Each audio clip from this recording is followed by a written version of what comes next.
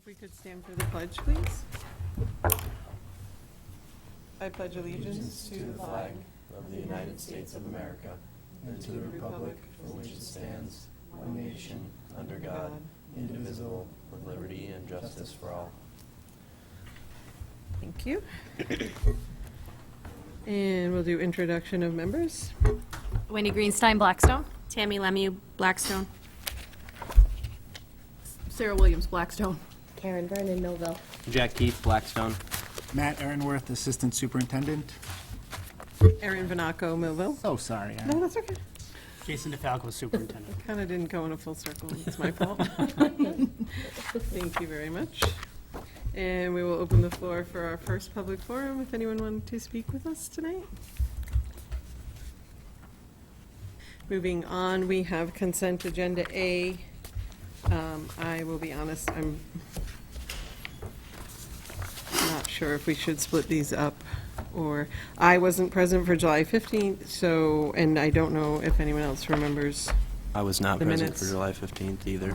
of other meetings, so July 15th is not in the package here unless it's, we have May 22nd, June 12th, and June 26th. Are they all? July 8th I wasn't is here in. June 26th. So July 8th was Jane, Tara, Tammy, Yeah. Karen, Sarah. What was that? Was July? July 8th. There was no July 15th, so that should be July 8th on the agenda. Yeah. Yeah. Oh, okay. Yeah, so we'll strike okay. the 15 to the Sorry. 8th. I No, wasn't that was here. my fault. Right, So we don't have a we probably need to back that one out right now. To, right. you said Jane, Yep. Tara, There were only 5 of us, Okay. and Jane is one of them, and Tara. So, and Tara, correct. so June 26th, I don't think I was there for June 26th. Karen and Sarah were absent, Oh, yeah. so we should be able to do that one. and June 12th and May 22nd, are they in there? June 13th, Okay. 13th. it says 13th on the notes. We had to move the date, if everybody remembers. Right. Remember, we had to shift the day because there was a negotiations meeting, so Yeah. it's the 13th. 13th is Yeah, but the correct, okay. agenda reflected the original date. So June 13th, everybody was here except Karen. And May 22nd. May 22nd, Tara and Aaron were not here. Okay. So we have a quorum to vote on May 22nd, June 13th, and June 26th. So I'll first look for a motion to do just the warrants. Was Tara here? Do we now have enough for the 15th? The 8th. Or the 8th, yes, the 8th. Was Tara here on the I think all 5 have to be. All 5, yeah, right. So Jane will need to Jane be. we need Jane. you want a motion on the warrant? Motion to approve warrants. So moved. Second. Okay, motion by Wendy, second by Jack. Any discussion? All those in favor? Aye. Any opposed? Okay, unanimous. And we'll do minutes separately. So, motion to approve May 22nd, and it looks like Tara and I need to abstain from that one. So moved. Second. Motion by Wendy and second by Tammy. Any discussion? And all those in favor? Aye. Aye. Any opposed? And Tara and I will abstain. And June 13th, Karen is abstaining. So moved. Second. Okay, motion by Wendy and second by Tammy. Any discussion for June 13th? All those in favor? Aye. Aye. Any opposed? Unanimous? Was And- Karen abstaining? And Karen is abstaining. And then June 26th, Karen and Sarah will need to abstain and look for a motion to approve. So, second. Jack. Okay, motion made by Tara and second by Jack. Any discussion? All in favor? Aye. Aye. Any opposed? And abstentions are Karen and Sarah. Yeah, we don't have quorum. And July 8th, we will hold off until Jane is with us. And it looks like we have minutes for school committee executive session workshops. And I'm looking for a motion on those as a bundle. It doesn't have any dates on the, They're not in You here, don't have so any. we probably should Wait. push them to the next meeting. okay. So July 8th and the executive session workshops will be moved to our next meeting. And moving on, we have school committee for regional agreement update from Sarah. Our last meeting was July 18th. There was significant discussion on language around budget assessment and debt language, which was very involved. We also discussed recall language, election language, and a little bit about the student school location language. We're making progress. The next meeting is next week, Thursday, the 22nd at 6:30 here at the middle school. It is open to the public, and I believe there's going to be an initial draft of all of our amendments, at least so far, amended language for the regional agreement. So, What time was that on August 22nd, you said? yes, What time? 6:30. Thank you. Any questions for Sarah? Are all of the members showing up for the meetings, or do you? We've had pretty good attendance. Did we ever get the Millville Selectmen and FinCom? Yes, Mr. Allward was there last month, and as far as I know, he's going to be here this week, and Adrian from FinCom Okay. said that she's going to be able to make it to the next meeting. Okay. So, That's good news. yep, get everybody on board. Any other questions for Sarah? Okay. Moving on to the report of the superintendent. Thanks. Good evening, everybody. Nice to see all of you. I feel like it's been a while, even though it's been about a month, but glad to be here. And we have a really important, couple of very important items on our agenda this evening under my report. The first, I am pleased to reintroduce to folks Miss Carrie Purcell, and she is visiting us. She is our lead senior consultant with our Focus Schools group that we are working with to really help us establish deeply the instructional framework that we are putting in place across the district and all schools in order to help us make the instructional shifts we need to reach every student, every classroom, every day, no exceptions. And I think that's Carrie's mantra. So with that, I'll introduce Carrie back to the school committee. Thanks for being here, Carrie. Oh, sure. Thanks for having me. But I was told that I can't move. And if you remember me from last time, I like to move. So if I start moving, say, get back there. That's your job. Stay right here. It's very hard for me to stay in one place and not talk with my hands. I'm going to try my best tonight. So thanks for having me back. When Dr. DeFalco asked me to come and sort of give a little bit of an update, I was really excited because I'm passionate about this work, and I'm really, really proud of your principals and your leadership teams for investing in what's right for kids, and that's changing the way we do business to better support every student in every classroom, every day, no exceptions. So tonight, my hope in the next few minutes here is to sort of revisit sort of three big ideas. So what is this thing? What is this framework thing that you're talking about? How are we approaching that in BMRSD? And where are we going next? And I have the honor of introducing the principal at the high school, Mr. Mike Dudek, who's going to be sharing a little bit of anecdotal sort of facts and stories about how this work has actually impacted what happens every day in the school. So somewhere underneath your manila-covered folder, I put a one-pager in there because that is our what. And we're going to start there this evening. And I'm going to remind you that when I drive into the parking lot of any place that I work, my intent is to work myself out of a job, right? Our intent is not to come and be something different, something more, something shrink-wrapped in a box. Our job, my job, as I said, is to work myself out of a job by empowering principal and teacher leaders to do this really important work of making decisions around what's working and what's not working for the students that we serve. And so that's what we've kind of been doing this last year, and we want to bring you up to date on that. And I put the district improvement strategy in there because I want to remind you again, this isn't taking you in a different direction. This is enhancing all of those big bucket areas that are super important to you as a school board and school committee, excuse me, and super important to the schools that I'm lucky enough to work with. Am I moving too much already? All right, I'm going to sit right here.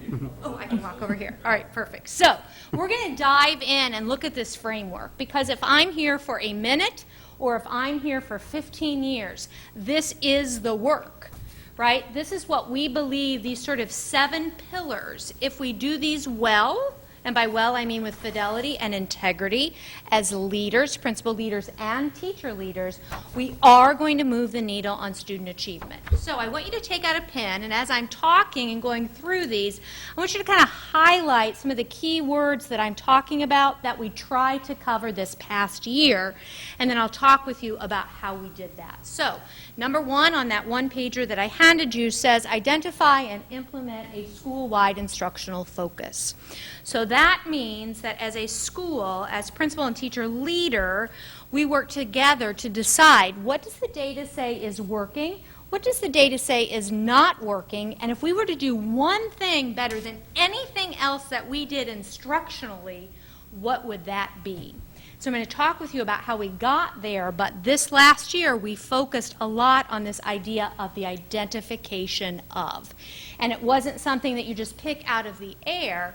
It involved and engaged both principals, teachers, and in some cases, students in the identification of that focus. So as we move into year 2, we're going to work on the implementation piece. Right? Number 2 talks about this idea of building capacity in every adult that drives into the parking lot.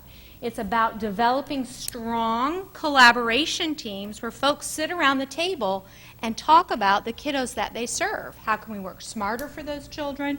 What is already working? Can we build on those? And where are our opportunities for growth? So this year, our main focus was around shoring up a group of teachers who are willing and ready to embark on this idea of an instructional leadership team. It's not a secret club, right? It's not a secret handshake. It's not principal selected. It's people who are willing to come to the table, meet a couple of times a month for a short period of time to talk about how can we continue to improve what we're doing. So all schools at this point have a functioning instructional leadership team, and this coming year, and I'll talk a little bit more about it in a minute, we're going to go deeper in that to say how can we transfer some of those best practices into collaboration time either at department or grade level.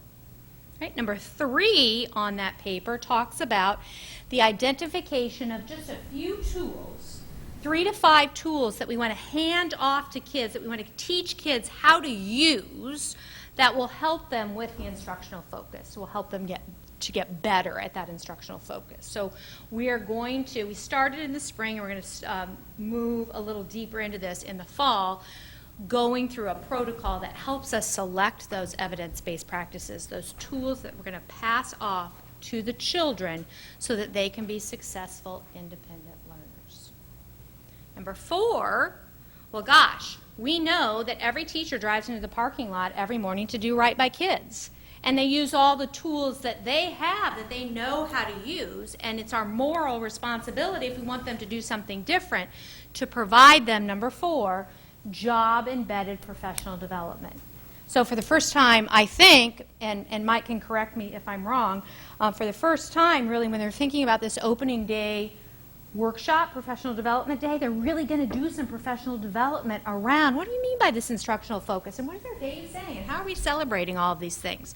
So that's super exciting. Number 5, I don't know, I think I asked you this last year, and you said you didn't have a money tree growing outside the middle school or the high school, or 6,000 people just, ready to volunteer their time. So we have to think about, here's our resources. How are we going to use those resources smarter, right, in a way to support the instructional focus? Because guess what? We decided that that's what the kiddos need. Right? Number 6 Haven't started touching on this yet. This is year 2 work. We have to get ourselves ready at home with the ILT work and the identification of the focus. But how are we going to engage families and communities in this work? Because we know we cannot do this alone. That old saying, it truly takes a village. Last but not least, but in my mind, the most important, how are we going to inspect what we expect? We talked a lot about this starting at Leadership Retreat, last year.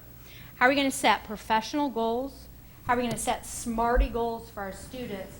And how are we going to celebrate every small win along the way?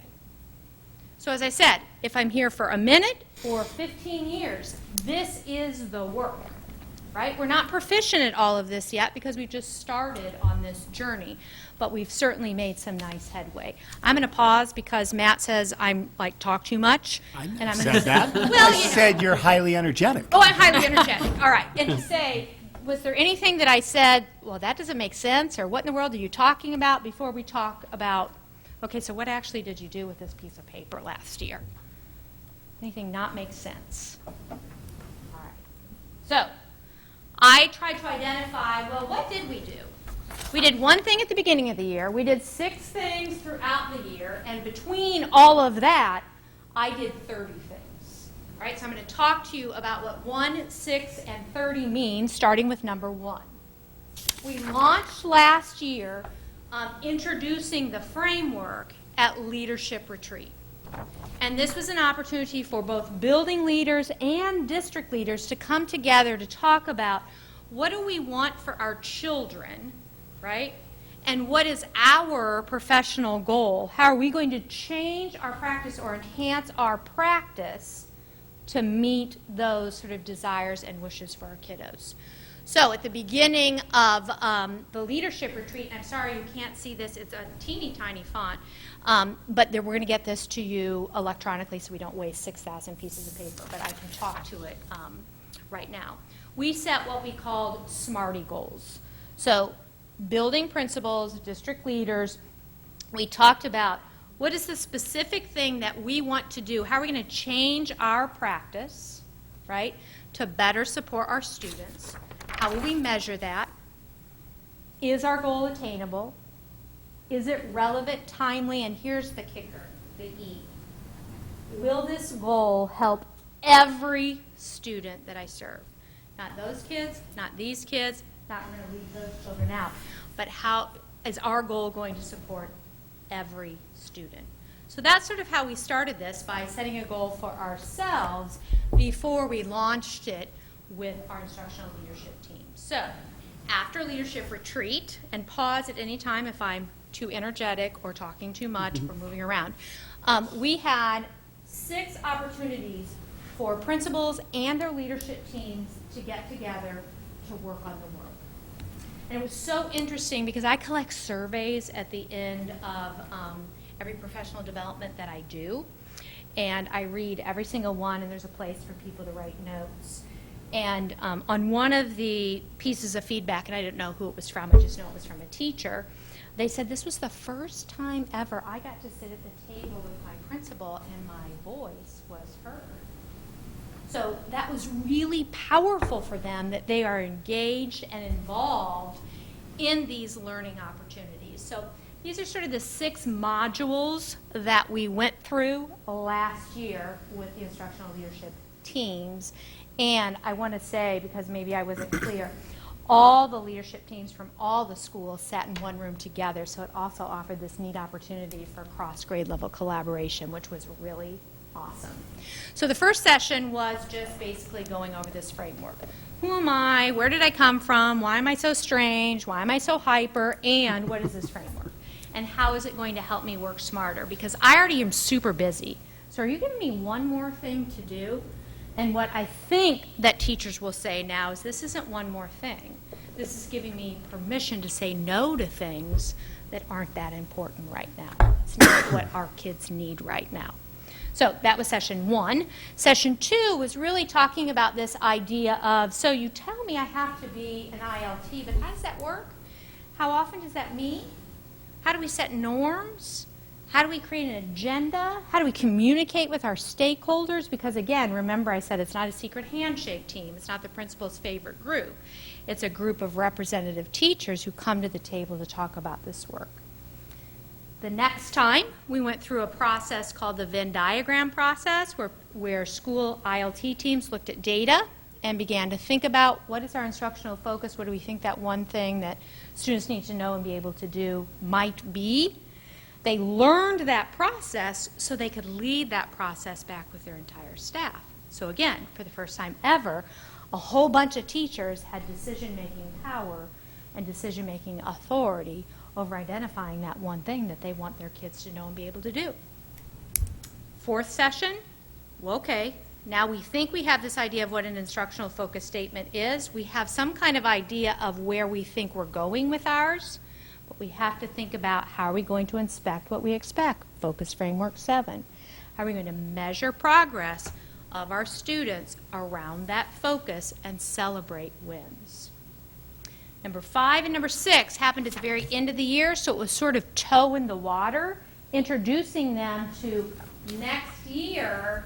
We're going to have to select our evidence-based instructional practices, so that's what we're going to start on, in fact, next week. And I always like to end the year with the opportunity for schools to share progress with one another. So those sessions took place during the day. They were half-day sessions apiece. People left with solid next step plans that they were expected to sort of try to do back at school. And then we would come back the next time and check in to see how it went and modify and adjust along the way. So questions about those structures?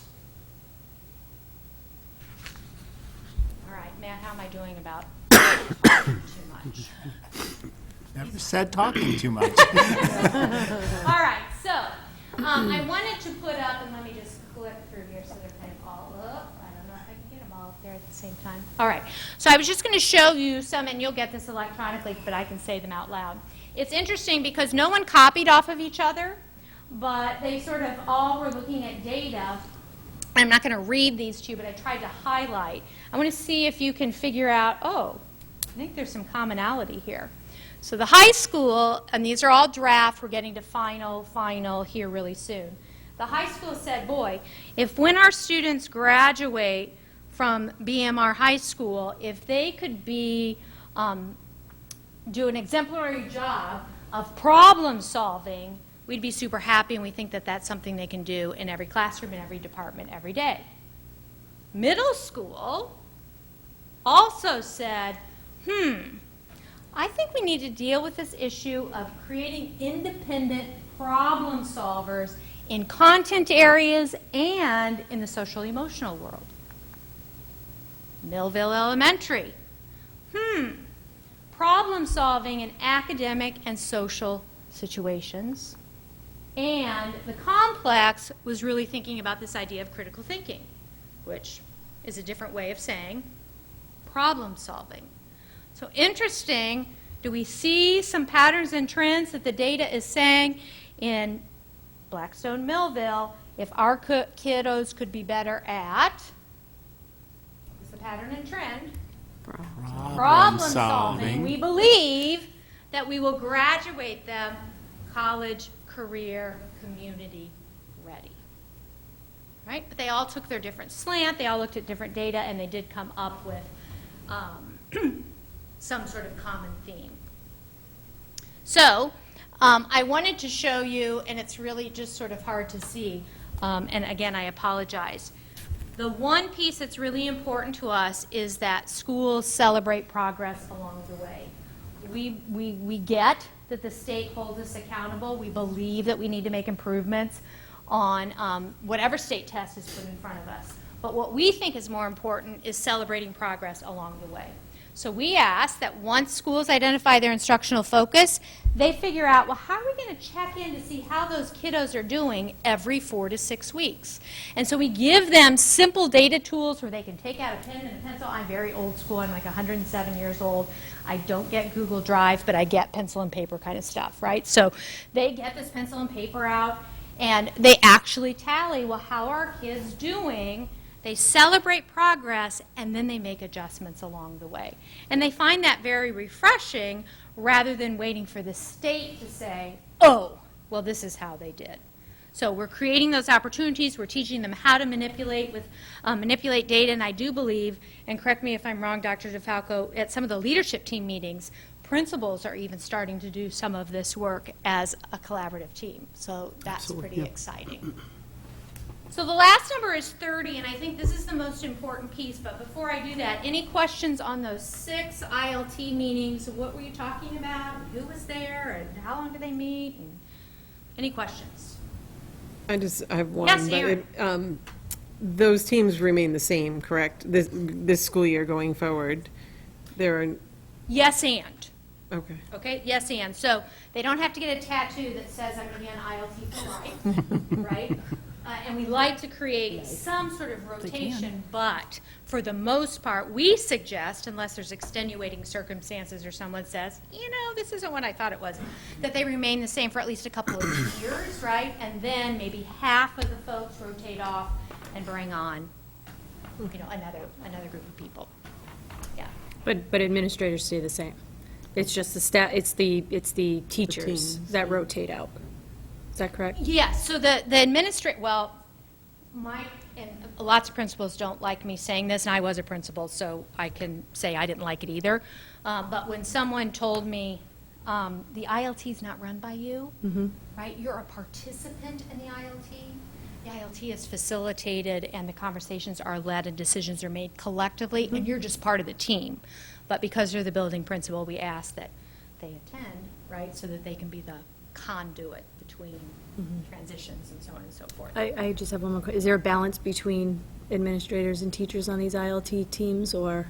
Well, it's sort of like this, because there's more teachers than there is administration. Because we like for there to be, and typically teams are between 4, 6, maybe 7 folks, but we try to say, do the people at the table represent every stakeholder? Okay. Or is there a way to communicate with all of the stakeholders? Because ultimately, we even want the bus drivers, people who answer the phones, the kitchen staff, to know what the focus is so they can support it. Okay. Did that help? Yep. All right. So 30. So this is what I think was the most important for me as a principal, and I think is the most important piece to make sure this sticks. So when I was a principal in the 1800s and we would go to trainings, I would go to a training and then that was it, right? I'd go back and I'd keep doing what I have always done because this piece didn't happen. So last year I conducted 30, and I call them executive coaching sessions, time to sit with building principal, maybe a teacher, you know, whoever they thought was appropriate, so that I could do some coaching around their next step plans. So the intent was to make sure that there was fidelity of implementation.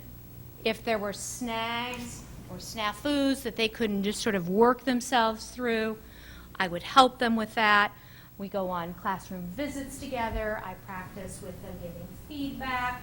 So this piece is super duper important. So after every training, every school gets a coaching visit, right? That coaching visit is around the next step plan that they had created and any sort of snafu or snag that they're having as an instructional leader. So it's their sort of personal, one-on-one, small group time, school-specific, to help them continue to grow. And to me, and Mike might say no, that's a really important piece to the puzzle. About an hour and a half, maybe 2 hours each time. So all principals got that opportunity last year. Any questions about that? Yes. Could you just break that 30 down for us? Is 30 total, Total. and we have how many teams? So last, well, it's kind of goofy because there's Millville, right? The middle school, the high school, and at one point I started coaching the complex together. Initially we were separate, but then we thought, well, that was silly because they you know, so we did it together. So that 30 was divided among each school. 4 Yeah, teams, okay. yeah. And sometimes I'd be walking down the hallway and, you know, Mike would say, hey, can you come in? And so that wasn't recorded as part of the 30, but yeah. That happened Yeah, that's okay. I love that. So, did that answer your question? Yes, I was just, I'm like, that's 3 times a month for that, if you break out a school year. But I was trying to figure out how we Of course, fit that in. every time there was a training, somebody got coaching, Okay, or they all got coaching, right? Those Okay. two things are married. Yep. Yeah. thank you. You're welcome. So here's the coolest thing that happened, and I had nothing to do with it. But your superintendent, I don't know if you know, he has lots of ideas. Have you heard that before? Did you feel that? He has lots of ideas, right? And so we had this amazing opportunity to partner with Hudson School District, which is sort of right outside of Worcester, and Hamden Wilbraham, which is also outside of Worcester, but actually closer to Springfield. Same sort of year in this work. Hudson was maybe 1 or 2 months ahead, but for the most part, it's the same pace. What was so cool is 3 times, I think, last year, we were able to get together as district leaders, which I think is super cool, and principal leaders to talk about this scary number.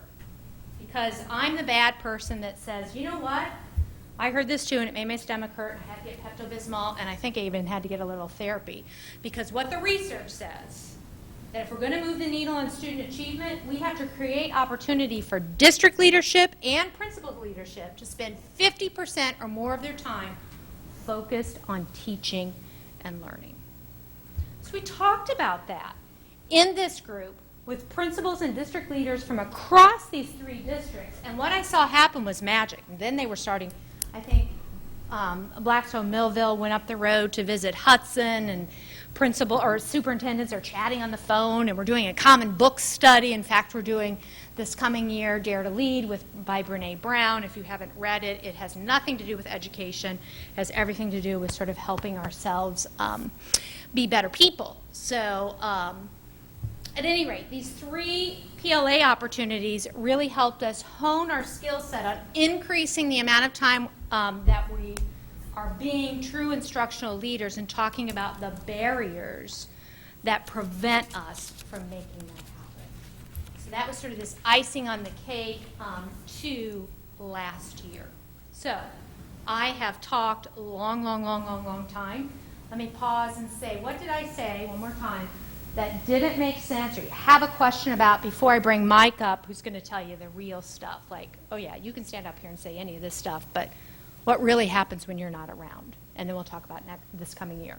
So any questions? Oh, either you're done listening to me or maybe I did an okay job kind of explaining things. So, Mike, can I hand it over to you for just a second? And then we'll end with talking about, okay, so now we're doing Hi. First, we need to not sit. Everyone sit by tables. I'll stand. This is perfect. So, okay. Jesse's just adjusting. Yes, I am. So Carrie just asked me quickly to talk about teacher or staff leadership, principal leadership. And I think there were a bunch of key words, phrases that she talked about. But for me, I think the biggest thing is really thinking about building capacity with our faculty and our students. I think she shared a story about that evaluation of having a teacher finally feel like she was heard or him was heard at the table with principals. I think sometimes it's very difficult in the school day to be able to do that. So we were able to carve a lot of time to be able to really focus in on what we felt was really important. And I saw that with my team. People were talking about what's your ILT look like. I have 6 teachers from varied content areas. It's a tight circle right now. They volunteered their time to be a part of it. They were looking to do something different. And truly, as an educator, I think everyone was always talking about how do I get heard, or how am I heard outside of my classroom? How do I give some sort of say in terms of what professional development is? As a leadership team, we are very cautious about what we are looking to provide for PD, because we are looking at our ILT and what our instructional focus is, and making sure that that's what we're aligning everything to. This is the first time or not the first time, but it's been a formal process of making sure that everything is completely aligned. K-12 in my now 8 years being here, so I truly appreciate all of that work. I just put some quick bullet points. She told me I have 2 minutes, so. But in terms of staff leadership, our staff have taken over faculty meetings. It's not the principal sitting at an ILT meeting dictating what we're doing, how we're saying it. I'm an active participant in that, but you're seeing principals take a leap back, and you're seeing building leaders take forward, and those are your teachers that are in there. So faculty meetings and staff meetings, a lot of the time it's led by them with something that they're looking to do. Communication efforts about what's going on in a lot of these meetings are shared out. I know at the middle school they do Google Classroom. We have a Google folder that's shared amongst each other. We share the agendas, we share any research, and anybody in the building is able to look at that. The ILT drafted our instructional focus. The staff voted on it. They really felt that problem solving and critical thinking was a really important piece, but we also looked at our data to support that. We looked at MCAS, we looked at our STAR. It's the first time that I truly spent an entire day with, I believe, 3 English folks and 4 math people in a room looking at data, and it wasn't just me. So I love that part. We're now looking at reviewing best practices, and not just looking at the 12 to 15 or 18 that look great, and we're just going to practice and put into the classroom. We're looking at targeted 2 to 3 best practices that are aligned to problem-solving skills, and that's something we're doing later this year. And then just talking about data, student work, instructional practices with my teachers. This is the most I've ever done in my time, so it's really nice to get that part. From a principal leadership standpoint, I feel that our leadership team truly does collaborate. We communicate. We talk about what our meetings look like, PD meetings look like, what are our next steps. In fact, today we spent about an hour and a half planning out together what our first day PD looked like, and that was our elementary and secondary teams, and then we split, and I found some time with Carrie to really tweak mine a little bit. So I look at her as a thought partner as well when I need to just brainstorm ideas. So that to me is really important. And then the final piece is the Principal Leadership Academy, having another high school building principal to talk to about everything, from school day to how do you fit time to get to 50% of instructional time and observations, and how do you use your Google Calendar effectively, and how do you schedule all that. We shared ideas, brainstormed, stole some certain things, and I've adopted a few things that, for me, I'm hopeful has made me more effective and efficient as a building leader. So those are just my 2 cents. Thank you so much. Any questions? Can I just add one thing? I had an opportunity, again, have been invited to the instructional leadership teams across the district, and I did have an opportunity to attend a couple at the high school. And I will share that, and Carrie, push back if I'm misspeaking, but from my experience, it's been harder in other places to get the ILT up and running at the high school level. For sure. Because it's a little different in terms of how the work is approached. I will say our high school ILT was one of the first ones up and running, focused, and moving. And Mike's right. I sat in a couple of those meetings, and the teachers were leading the meetings. I mean, Mike really was actually taking notes. It was, and playing that role while the teachers were driving forward the work, and we were just participating and affirming their, ideas or, adding to, that kind of thing. So just, I know all the teachers across the district are working hard with their instructional leadership teams and developing that focus, but it was really impressive to see the high school in action, because that was a part that I sat back and wondered, I wonder how that's going to launch, because typically that tends to be the most difficult place to get it up and running, and in our case, it was the first one up and running. No, I would completely agree with that. And I think Mike was modeling what principals should be doing. He should be taking notes. He should be listening to learn. He should be taking it in, because our job is to make sure they're equipped with what they need, the teachers, right? Jason's job is to build capacity in the principals. Principal's job is to build capacity in the teachers. Teacher's job is to build capacity in the students so that they can successfully do this work whether we are there or not. And that's my job, too, to work myself out of a job. So what in the world are we doing year 2? We are going to continue to empower leaders at every level. We started with district principals and teachers. We're going to expand that and think about how do we empower the other folks in the school building to be a part of this, to be invested in this.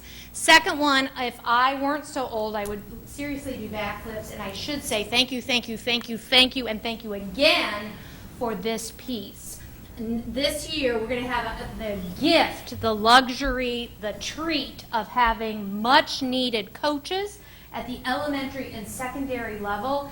I am super excited about this. All of the research shows that that is the best professional development for teachers, when they have somebody in the building who can help them on a daily basis to think about their craft and to be that, as Mike said, thought partner in their growth. So I'm going to be spending some time after instructional leadership team meetings working with the principal and the coach on how to best use that gift so that we reap great results. So that's going to be a big part of my work, new this year because the coaches are new. And your coaches are awesome. They have been emailing and calling all summer long saying, I'm ready to get started, I'm ready. What can I do now? What can I do now? You can enjoy your summer. And then when we come back in August, we'll be ready to roll. So you're going to be really excited with that gift that they're going to bring to the schools. Next, I'm going to continue to support the district blueprint. Jason and I stay in touch all the time. I'm part of conversations around where the school improvement and district improvement work are going. I will quarter turn with the district as needed. We're going to continue to focus on teaching and learning. Yes, SEL is important. Yes, all of those things are important, but my job is to help shore up teaching and learning so that we're meeting the needs of all learners.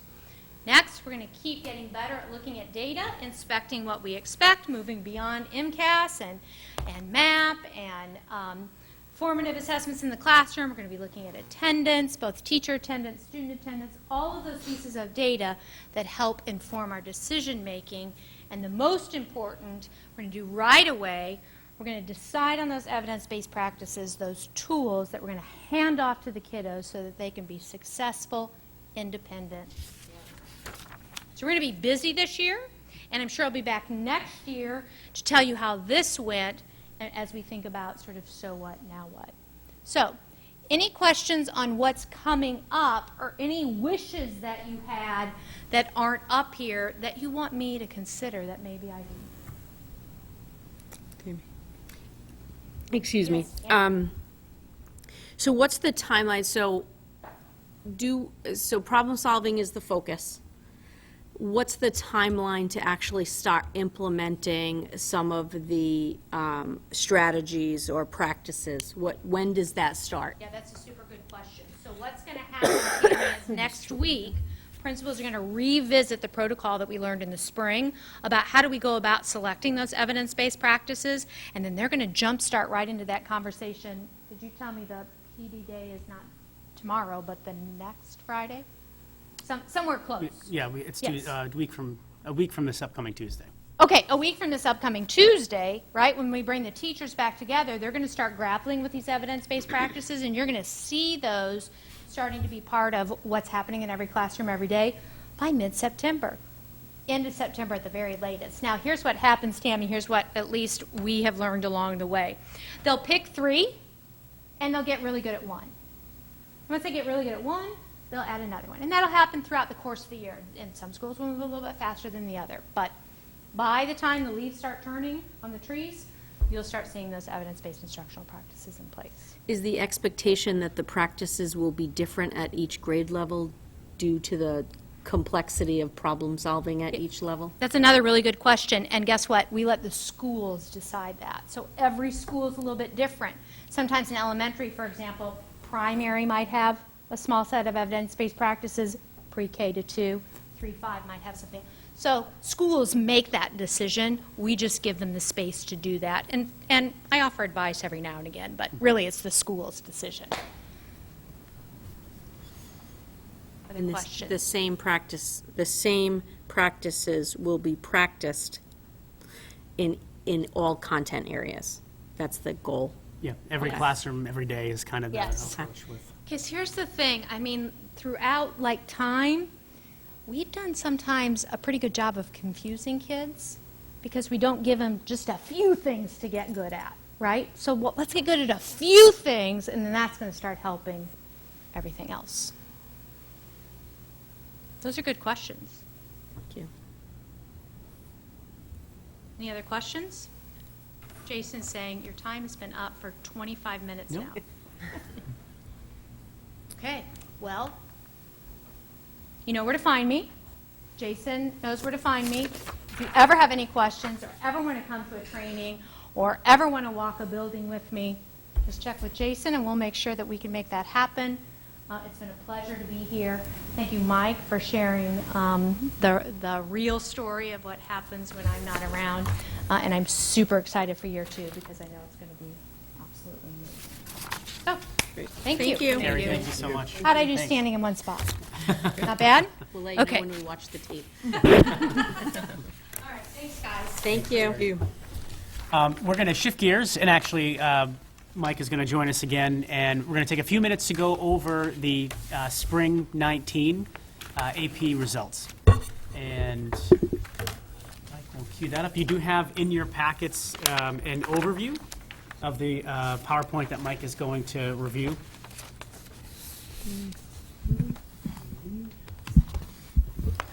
So that's queued up there. All right, take us away, Mr. Dudek.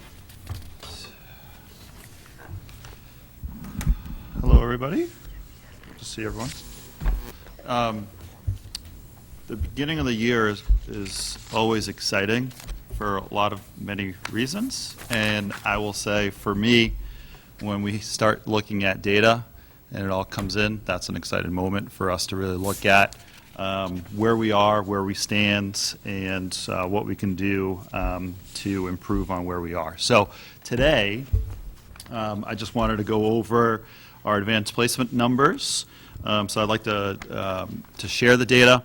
I want to analyze it a little bit with you with the time that I had when the AP scores were released, and then talk about a few next steps that I have that I brainstormed with a few folks. So I just wanted to go over again AP defined, or what are some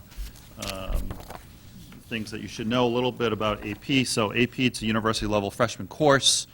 There's a national exam at the end of the course, and those are the scores that you'll see that all students in every state across America takes.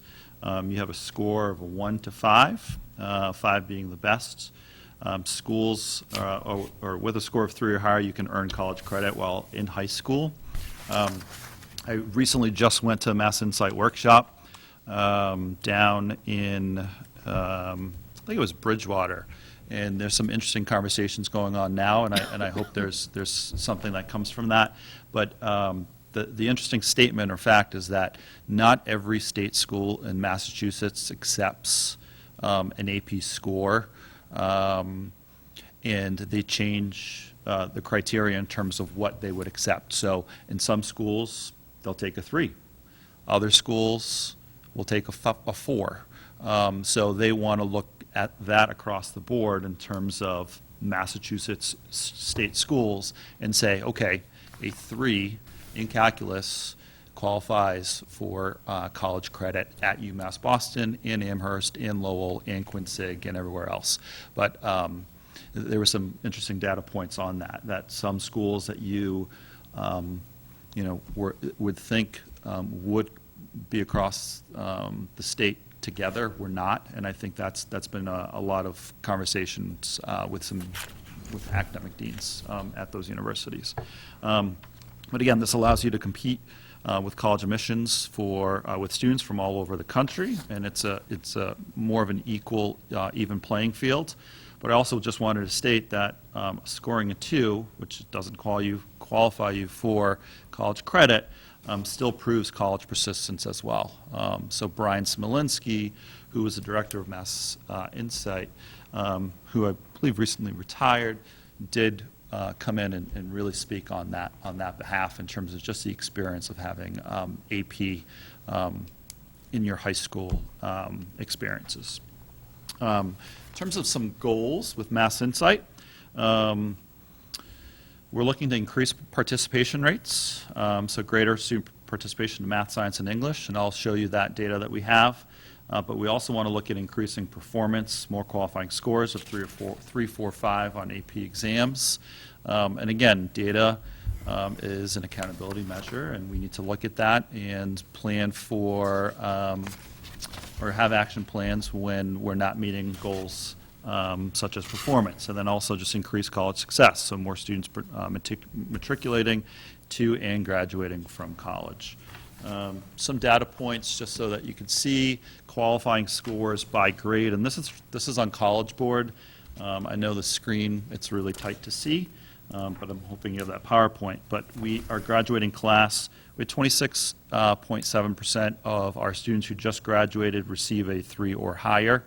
And then it just goes down from there. 11th graders right now, they're at 21.6%, and the 10th graders that have taken an AP course, we're at 7.1%. But just to kind of give you numbers of how many students took from grade levels that took an AP class, this 12th grader, the senior class, 43 of them took an AP class.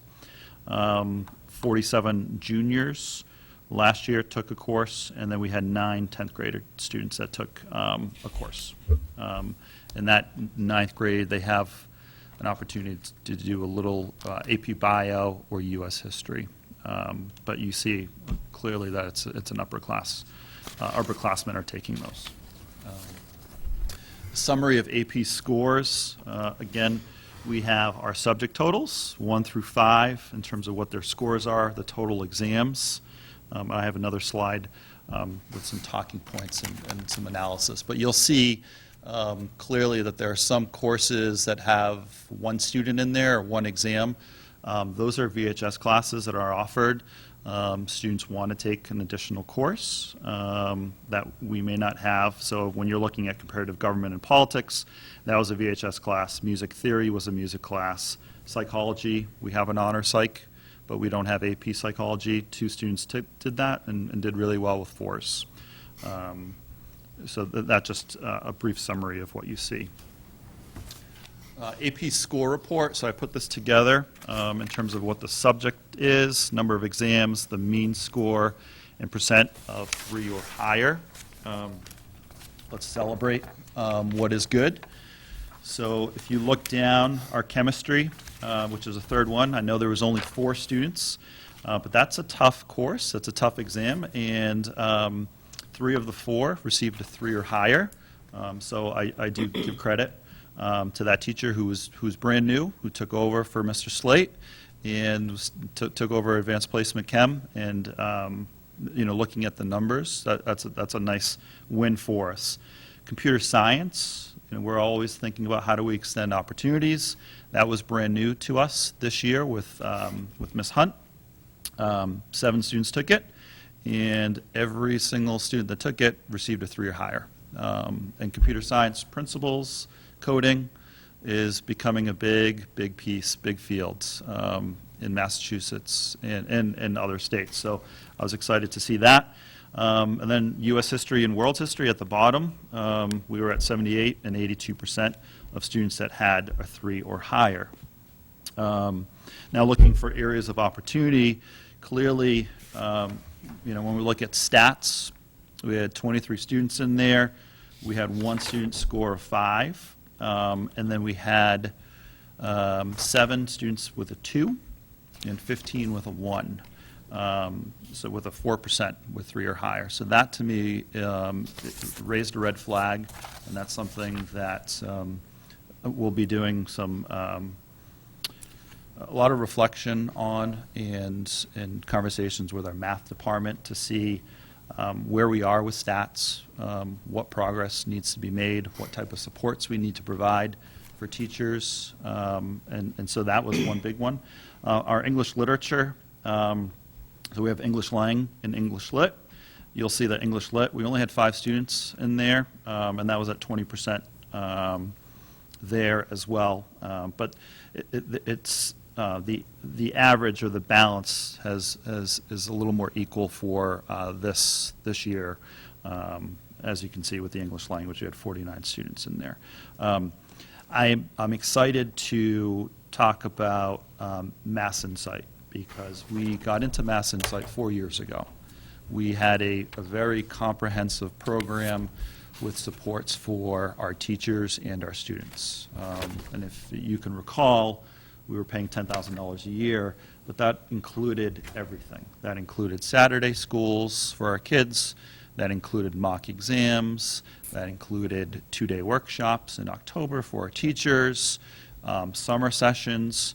That was all encompassed into that. Last year, we were just part of a sustainment program, so we had, I think, $5,000 allocated for that, and that money quickly got sucked up into a lot of the PD that happens in October. We tried to do a couple Saturday sessions, but it was difficult. So we were able to partner up with Mass Insight and say, we now clearly looking at the data, we need a full comprehensive training and support for our kids. You'll also see through College Board, I don't know if you have students that are taking any AP, but College Board has worked for a few years providing an online resource for teachers and students that they are now getting access codes to, that they can log on to College Board, and there's instructional practices, there's assessments, there's previous courses or questions that they can take a look at, and that part is to better support AP across the board. Because clearly College Board wants success of students as well as teachers, and I'm hopeful that will happen. Anybody have any questions on the AP score report? Is this broken down by teacher for you, Mike? Are there more than, is there any class that is taught by more than one teacher? I don't believe there is, but I know who my teachers are, and I know how to identify teachers to students and scores. I have that ability. I think when you see that, AP Lang is basically 50% passed, 50% didn't. I didn't know if there was a breakdown. I think these scores there are a lot of factors to these scores. We all acknowledge that. But the teaching piece of it, it may be that one teacher is doing the best practice and getting a higher percentage of this, and so I don't need to know that, as long as you need to know that, as long as you know that. Absolutely. I think those are all variables that I need to consider to make sure that we have not only a successful AP program, but something that is progressing and is sustainable and is moving in the right direction. My concern is that this stands out to me, the stats class, this was the same result last year. I questioned it last year on what we could do to fix it or to make gains there, and the result is the same this year. I think it was one person that passed last year as well. I don't know how many were on the other side of things. So that just concerns me that we saw an issue last year, and whether or not it was addressed either on the teaching side or the learning side, we have the same result this year. So that is a little concerning. And that, I acknowledge that to me, I think is And I that is a apologize to concern. that teacher, because it's just the one that I remembered the best, and I couldn't find my stuff from last year before I came today. The AP stats is pretty similar for the last 2 years. There were supports put into place, but I will say adding a comprehensive support around all of our teachers will benefit our students and teachers. And I think, again, I will stress Saturday schools. I mean, part of why we weren't doing a whole lot of Saturday was just we didn't have a large cohort of students that were attending. You know, we were probably at 55% attendance rate for that. But with having Mass Insight completely on board, we have built-in coaches that can come in and co-teach, can facilitate, can go show lessons. They bring in equipment and sciences that we would never have. Some of the AP Bio labs that we had this year, I walked in and there was a Mass Insight lead teacher that was there for the entire week. So The that's a Saturday luxury. classes, is it just a BMR students that would be, because I think Nope. Alexa took a couple AP classes this year, and I know that she went somewhere on a Saturday to practice bio, Yes. but it So was it's- not available for AP Lang. So it's a cohort of schools. So we were part of Central Massachusetts, and that's been growing. But we've been to Millbury, we've been to Grafton, we've been to Sutton, we've been out to Dudley, Franklin. So it is a group of students that are all AP. It's content-based, and they find exemplar teachers to teach courses or material that they feel is going to be beneficial, to students by the end of the year. And for We- us, it we was only missed out- available in science? I'm sorry? For this year, it was only available for bio? This year, it was, there was an interest for bio, and so we were able to find some money to support those students that wanted to go. So is it something that we can offer to, I mean, obviously, as a parent of a student who's taking an AP class, that's already an investment. As soon as you agree and you sign your $90 away or whatever the test is, the bigger picture is the investment is really getting that college credit, or at least having that background knowledge to do well in the first bio class that you have to take at college. Sure. If you had said to me, you know what, Tammy, we can't pay for the AP review course or Saturday course, but it's available for $50 or whatever that fee is, I would have given you another check. So, I mean, I'm just wondering if we can't fit it in the budget, which is not on you or any teacher, if we can work it out where parents or students are able to pay for that, for their particular course, you know? But for the next 3 years, we have a. Oh, 3 years. We have a contract. Okay. You've supported that, full membership into that, so we are in it for 3 years, which includes a Saturday. So that is, everything is on the table. For every course. That'll For take the every barrier co- out of the way. Yep. For every the course kids. in, So, yeah. in English, math, and science, and that would include computer science. That's what the MIMSI partnership is. Okay. We But wanted to unfortunately, yeah. remove those barriers as far as the PD for the teachers, the coaching for the teachers, and the extra help sessions for the kids. Yeah. So We so sign not back in. history? It's just, it's So not history? so history is not a part of the MIMSI grant initiative. So given all this work and the data that you have here, will this be within your school improvement plan? Will you be adding a goal or something towards reviewing this data and improving it, or improving the areas for opportunity? I I think mean, you that- have a lot of work that you're doing Yes, yeah. throughout, so I would only Yeah. assume that it would be somewhere as a goal or as a school improvement plan, so that it's not, I mean, you're doing the work. Yeah, and one of the pieces I know that Mike has been working on with his team is looking at that idea of pathways. And so the AP is clearly one of those. And so I think what you'll see in his school improvement plan, or the high school school improvement plan, is the pathway work around AP, career and workforce. I think you'll see some different areas of focus. I know we're just at the beginning stages of that as we finalize the blueprint, which will Right. drive all this. But I know Mike has already had a lot of discussions with his team about that. Yeah, I mean, I just feel like we have now 2 years of data that can drive those goals, so.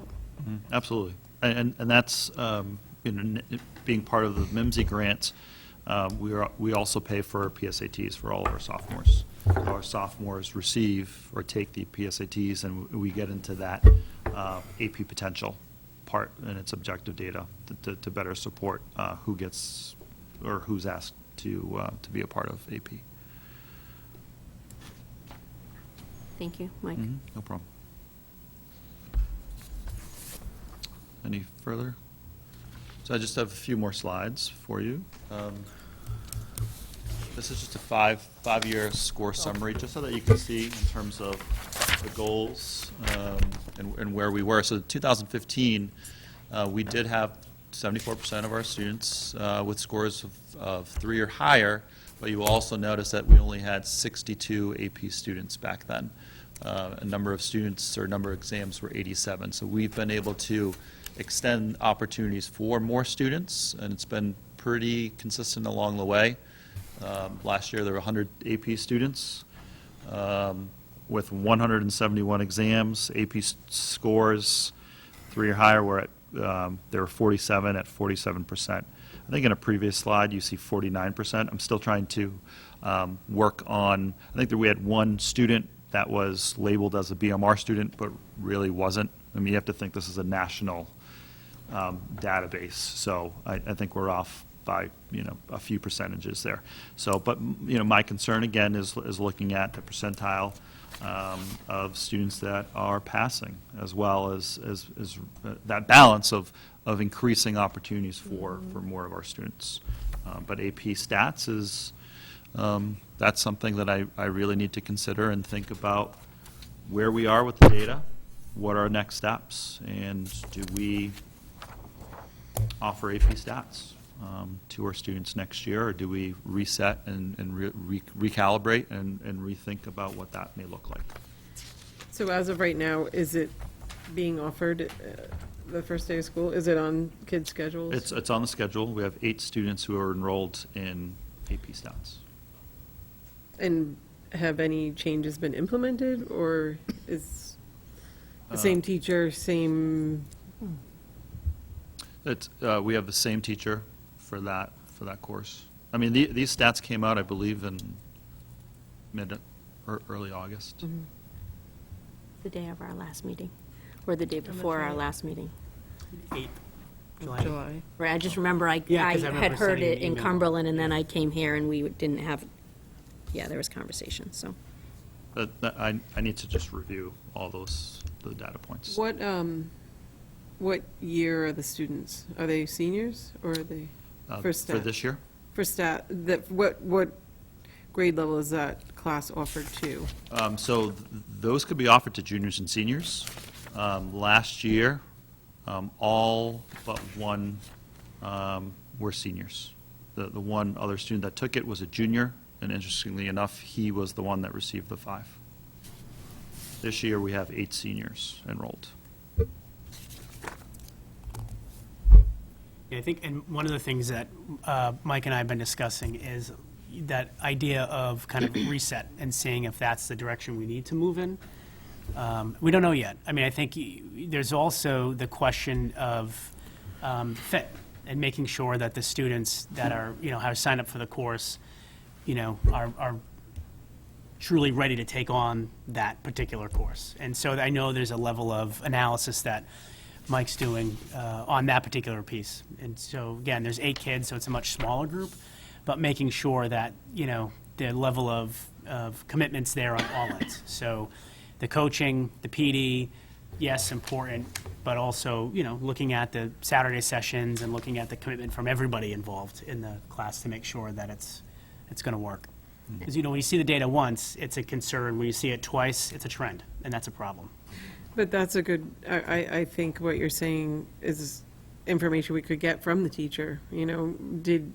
Were those kids ready to be successful in that class, or were they put there for a scheduling purpose, or, I don't. But 8 is, that's less than half of the enrollment from last year, so it seems like either some kids are scared away, or it didn't fit into their schedule, maybe, but. So will this be in place for August, or, for the start of school, or are we still thinking about it before the next 2 weeks? We're reviewing. Yeah, Mike is still reviewing the. Okay, because I would hate for this to be taken away, even though it's reset. Sure, And an yeah. opportunity for Yep. those kids who did sign up, that might be worth, they should be in there, and then we're resetting a week before school starts. So I Well, worry that sure. timing for this is a concern of mine, especially for those kids who really want this. I worry about that. Well, and I think that that's where the analysis piece comes into play, and looking at each of the individual kind of student profiles, if you will, in terms of the courses they've taken, the preparedness, the level of preparedness with each of those courses, how they achieved on those courses to make sure this is something that would be attainable for them. Because the other option isn't to eliminate stats, but you could have a stats honors course, which I know has a very different feel. It's a different, it's not the same bite of the apple in terms of getting college credit, so we certainly get that too. And not for anything, but exposure to AP courses is good for kids. We know that, and we know that it too. Research is very clear, shows a certain level of success in terms of college persistence. So I do think that is a deep dive that Mike is doing, needs to continue to do, but to your point, needs to happen quickly because the start of school is right around the corner. Yes. Well, I think the important part to look at is I don't think you can pull the plug on the class at this point. Some of in my experience of the stats class, one of the things is that stats is one of those areas that you get very little practice going into a statistics class. Sure. Different than, for AP calculus, you have pre-calc, and that is going to give you significant background. But for a kid who's taking stats, that may be integral to what they're going to do in college. There are definitely careers that stats is the sounding board, and so Right. to remove it, I think, is detrimental, it could possibly be detrimental to the kids. So I think it's just putting things in place to kind of grow the foundation for all involved. And it's not just stats. There are some other concerns here, but. You talked about it a little bit, but what would the supports look like that we'd be getting from the MIMSI? So through MIMSI, Yeah. supports, so there was a summer training that's offered to all AP teachers.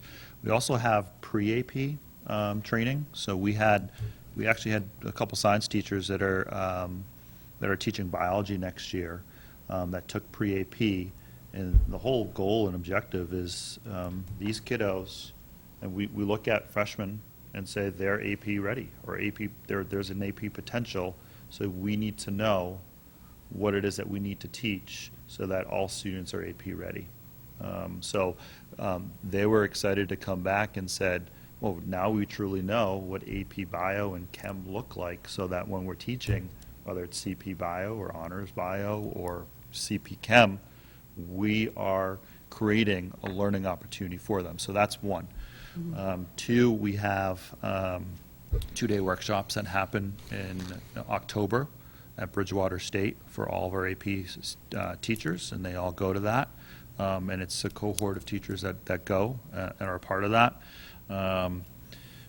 For teachers, we also have mentors or lead mentors that come into the building.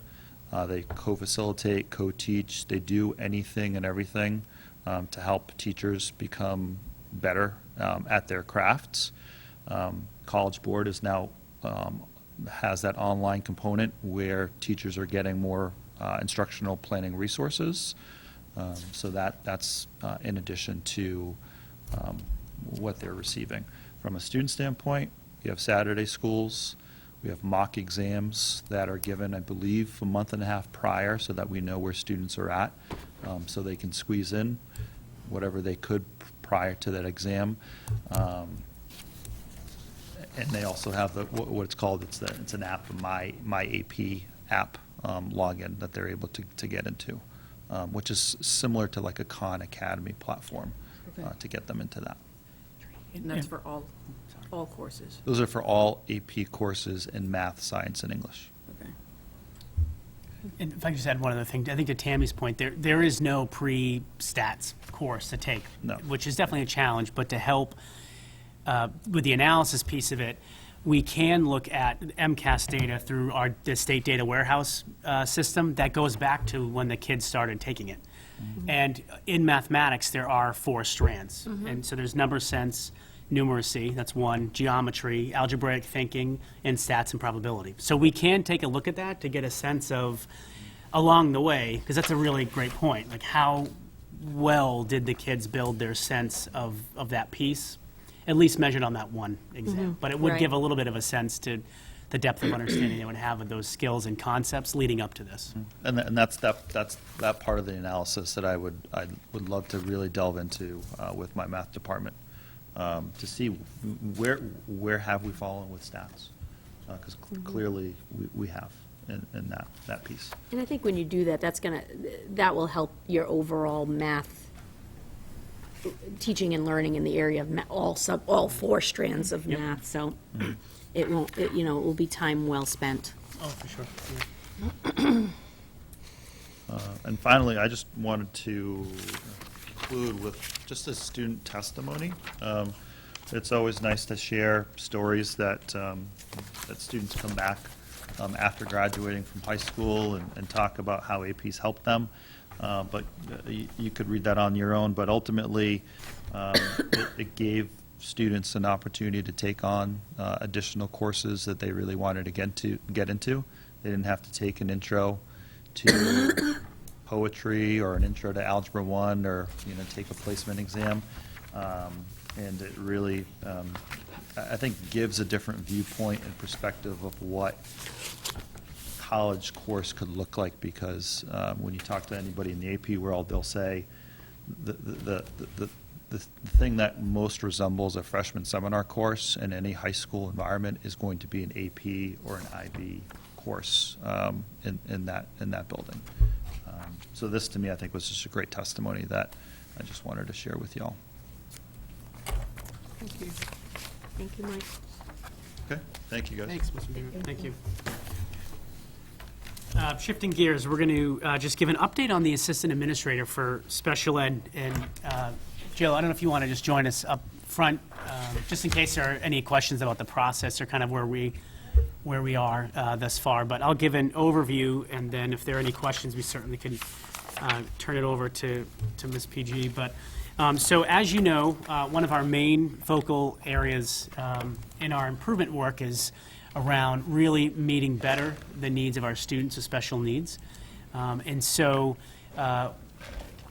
the school committee has been very supportive in helping to kind of support the reorganization of the Learner Services Department, or what was the Special Ed Department.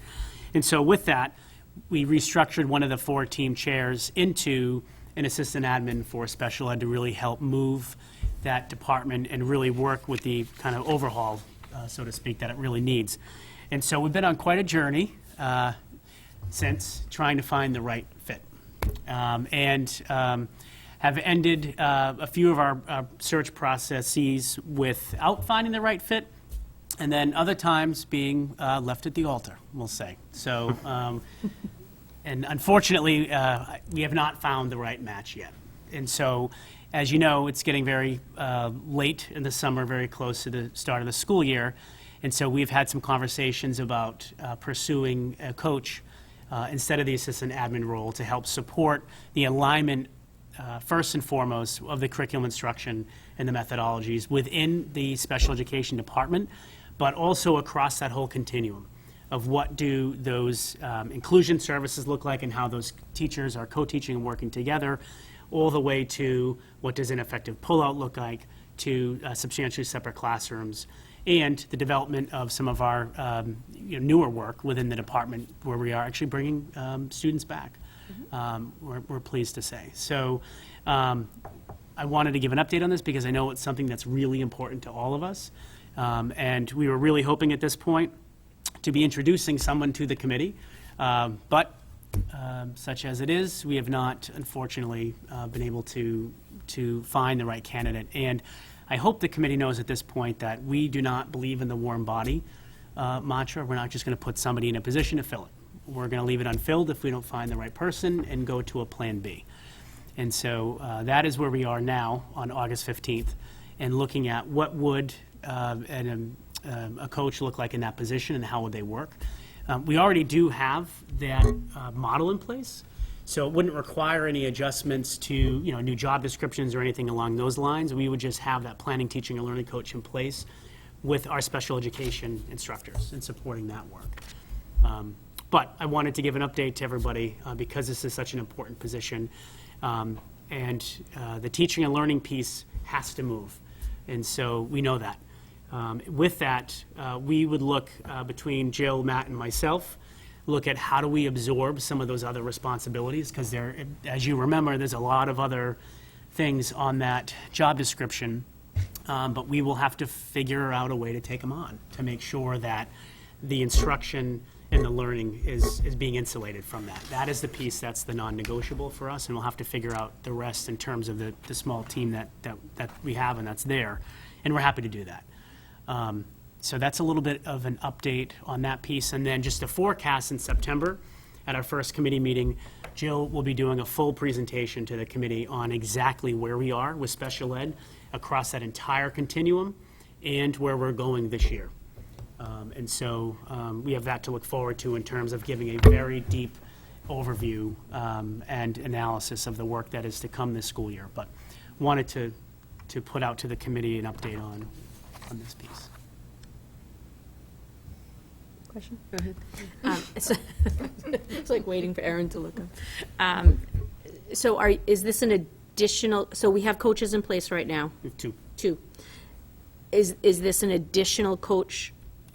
We're going to hire an additional coach for Specifically for this- special ed? Yes, to work this, specifically within that division in in s- place of, for this year, that for the position, special yes. ed Yep. assistant. So will that third coach have special ed certification background? Are we looking more to an RTI, a person who's experienced with art? What are we looking for in that coach? So I'll just touch on a few pieces, and then Or Jill, you what's can Jill looking- definitely, yeah, yeah, no, between you you can two. definitely elaborate, absolutely. And I'm really glad you asked that, because we've actually had that exact conversation on our team, like, well, what does that look like, and what are those credentials? And I think for us, and I'll let Jill go way deeper into this, but we're looking for a really good instructor that knows good teaching and learning practices, however, has had a track record of being able to support directly students that need accommodations, modifications, and is able to work with others to help them get their skill set there. So I wouldn't necessarily say it would have to be a teacher with a special ed certification, but it would need to be a classroom teacher that has worked in an inclusion setting and has done so very successfully. But Jill, I'm sure you can elaborate on that. Yeah, I mean, the big thing is when we talk about this, we are looking for someone who has those instructional strategies that can be used everywhere. And it doesn't have to be someone who's just special ed. That's the big piece. I mean, just because we have a coach doesn't mean I'm not involved in that.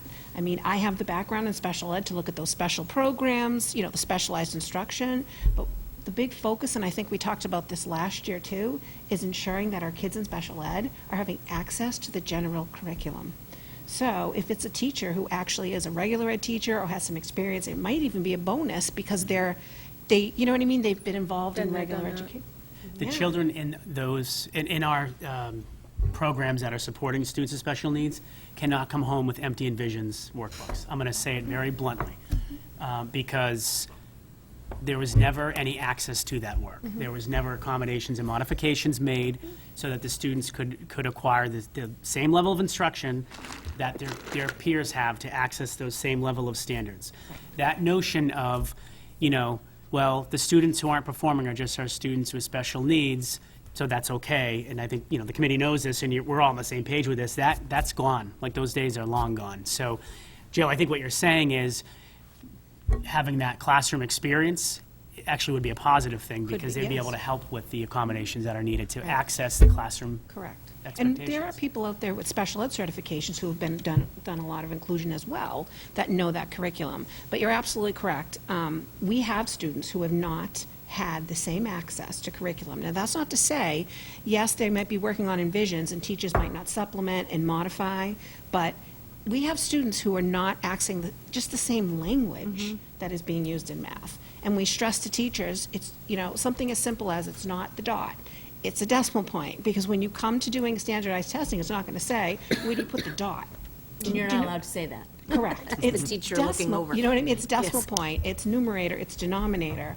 Can be followed up with, let's look for the numerator, our top number of that fractional, the bottom number of, but we have to use that language. And we're going to find that in, do you know what I mean, in the curriculum that we're using. Again, not to say we're not going to supplement. We trialed to send math last year. We got a lot of positive feedback from that. It really pinpoints the areas the students are having more challenges in. So that's to supplement. But that's not to say our kids should have access to all of those things. It's not to replace the core. Correct. So with that in mind, will that be, that position as this new position then go back into the district job pool? I don't know what we call it here. follow-up of that. So will that then be available internally to see if anybody here has what you're looking for? And then it Absolutely. will go back out? Yeah, and with our coaches, we actually did that. We posted internally first, and we did select an internal candidate for the secondary level, and we have an external candidate for the elementary level. And so we do the same thing. We post it internally first and see what we would get from that. I actually have a few questions, if that's all right. It's just organization-wise.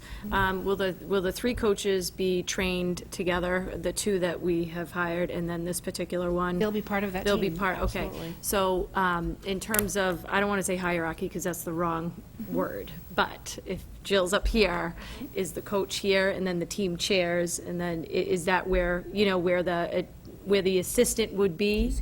So it would be, well, The it's coach not is an side by side administrative. with the teacher. Yes. Yep. So if you Okay. think of the coaches, how they align with, team Right. chairs aren't administrators, they're Right. team chairs for their role. But I think what you were mentioning earlier was what their role would be in those descriptions. So I'm just wondering how that meshes with side by side with the teachers. That was where that question came from. It would be, so we have coaches now who Mm-hmm. are doing they're working with teachers. Our coach would be the same thing. They're Okay. not, they're within that hierarchy. It's not like they are not an administrator. Mm-hmm. Okay, They that would was my fall in the question. same- Yep. they would So fall in. my other question is, so in budgetary standpoint, what's the savings because we're not hiring an assistant? What would be the savings in that? It would And be- where is that money going to be relocated? So it would be around 50,000. And where would that money, is there a plan for that money that we budgeted for that? Not yet. Are you spending it on something already? We can meet. No, I'm just kidding. I just, Yeah, no, we're not, right now, we're, like I said, no more workbooks though, yeah, because we, I'm sure we have plenty of we those. just learned Tuesday that the candidate that we thought Okay, we'd be yes. moving forward with has accepted a different position, Okay. and that happens sometimes. Yeah. And And so, my last concern is that we get a coach, and then I think to Tammy's point, we look for an assistant next year. What happens to the coach?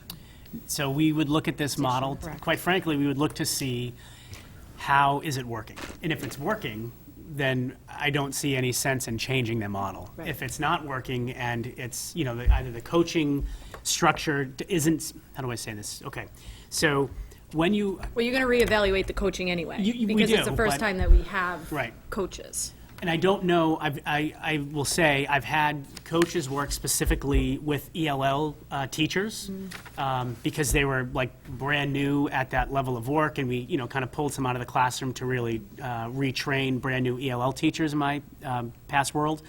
We've never done this with special ed. So, it's kind of a unique, because typically an instructional coach is an instructional coach, and they're working with everybody. But we know we have very targeted work to do within and across that special ed continuum, so we have to evaluate that. We have to look at the effectiveness of, yes, the general classroom instructional coaches, although, there is a significant body of research that shows their level of effectiveness, but we need to look at it in context. But we do need to evaluate, well, how is it working within that division? Does it make sense?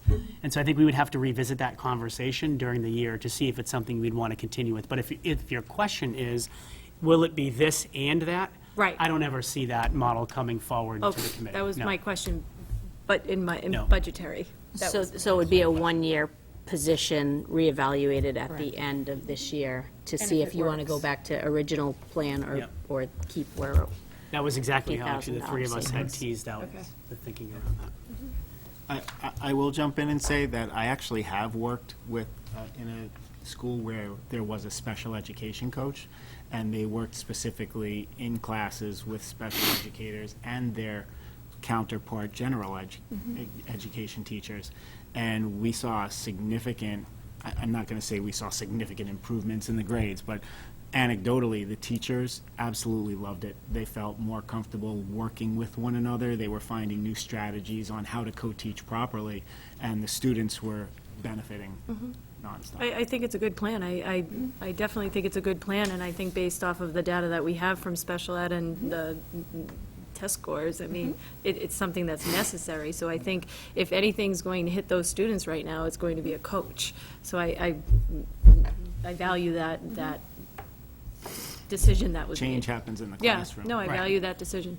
And that was our sense around, we're going to have to find a way to absorb, like all the other, there's other duties that are on there, but we cannot lose sight of why we were bringing that piece forward, which was to, push the change in the classrooms, and we're absolutely committed to that.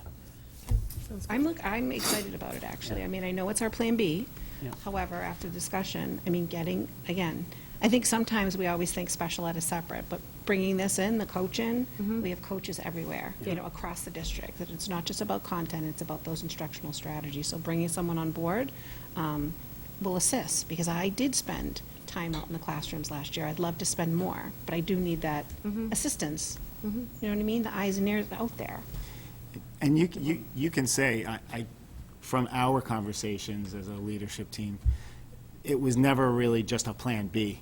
There was a lot of deliberation when we were trying to figure out the configuration of what the department would look like, and we talked a lot about putting a coach in, and then we weighed different factors regarding other responsibilities of this position, and that led to, thinking that it might be more effective to have the, assistant for special education, but we're looking, as Jason said, about at the ways that we can redistribute other. Because when we prioritize, that teaching and learning We have is, on the top. So this will be a great way to address that. Right, and we'll figure out the rest. I hope we can find someone with some co-teaching. I mean, Yeah. this district needs some co-teaching love. I think there needs to be an understanding levels. of what You the know, I've been- multiple ideas of co-teaching too. I think there's always that mindset of it looks like this and it doesn't look like this. There's 7 ways it can look. So I think philosophically that's a lot. And remember, we also have our paraprofessional staff in the classroom supporting students, and it'd be nice, for that coach, it also assists with any regular education inclusion, what staff is there. It would be great training. That person would be really great to train those paraprofessionals too. I think they yearn for that. Discussing that today? The training for We the did, paras we on had a that. Yeah. conversation about that, yep.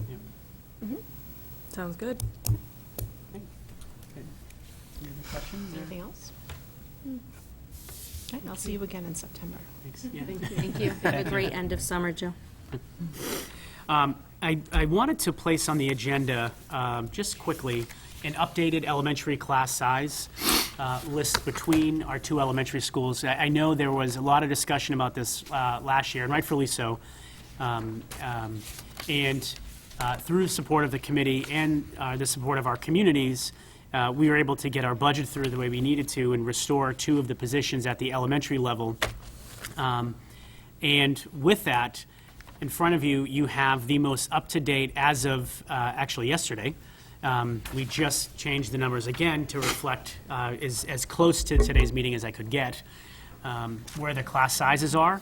And you can see they are very reasonable, and there is more equity across both schools. So when you look at kindergarten in particular, which I know was of concern last year, we are ranging between 17 and 20. So that's a very reasonable number. It's across both buildings. It's very, very close. And I certainly don't want to read this into the record and kind of walk through every single number here. But the packet is online, so if parents are watching and they're interested in seeing it, you can see all the numbers laid out. But they are very reasonable. And for Millville Elementary, we broke down the numbers of the split classrooms. So you can see the number of 2nd and 3rd graders in the 2-3 split the numbers of 3rd and 4th graders, and the numbers of 4th and 5th graders in those split classrooms as well. And so we're really pleased with this. We know, 4th grade at the JFK AFM complex is probably in the higher end, but that's at 25, 26. So if you remember, last year we had numbers upwards of 31, 32, and in 2nd grade, we had 29 in kindergarten in some places, and we had 29 and 30 in 4th grade. This is a far cry from that in terms of where we've been able to rebalance classes. I do want to also just forecast for our families that are tuning in that attend Millville Elementary. This is the 2nd year of the required 2-year loop for the split classrooms. So we will be having lots and lots of conversations around January, February about, so where do we go next? And so I just wanted to put that out there, as just to make sure that I know that it is, but in the forefront of all of our minds, and Ms. Schaefer's as we move forward through the year. Are there any questions on the class size, and again, this will be posted up on with our packet, so everybody can. My only concern is the difference in the kindergarten 20 and 17, that's 3 kids.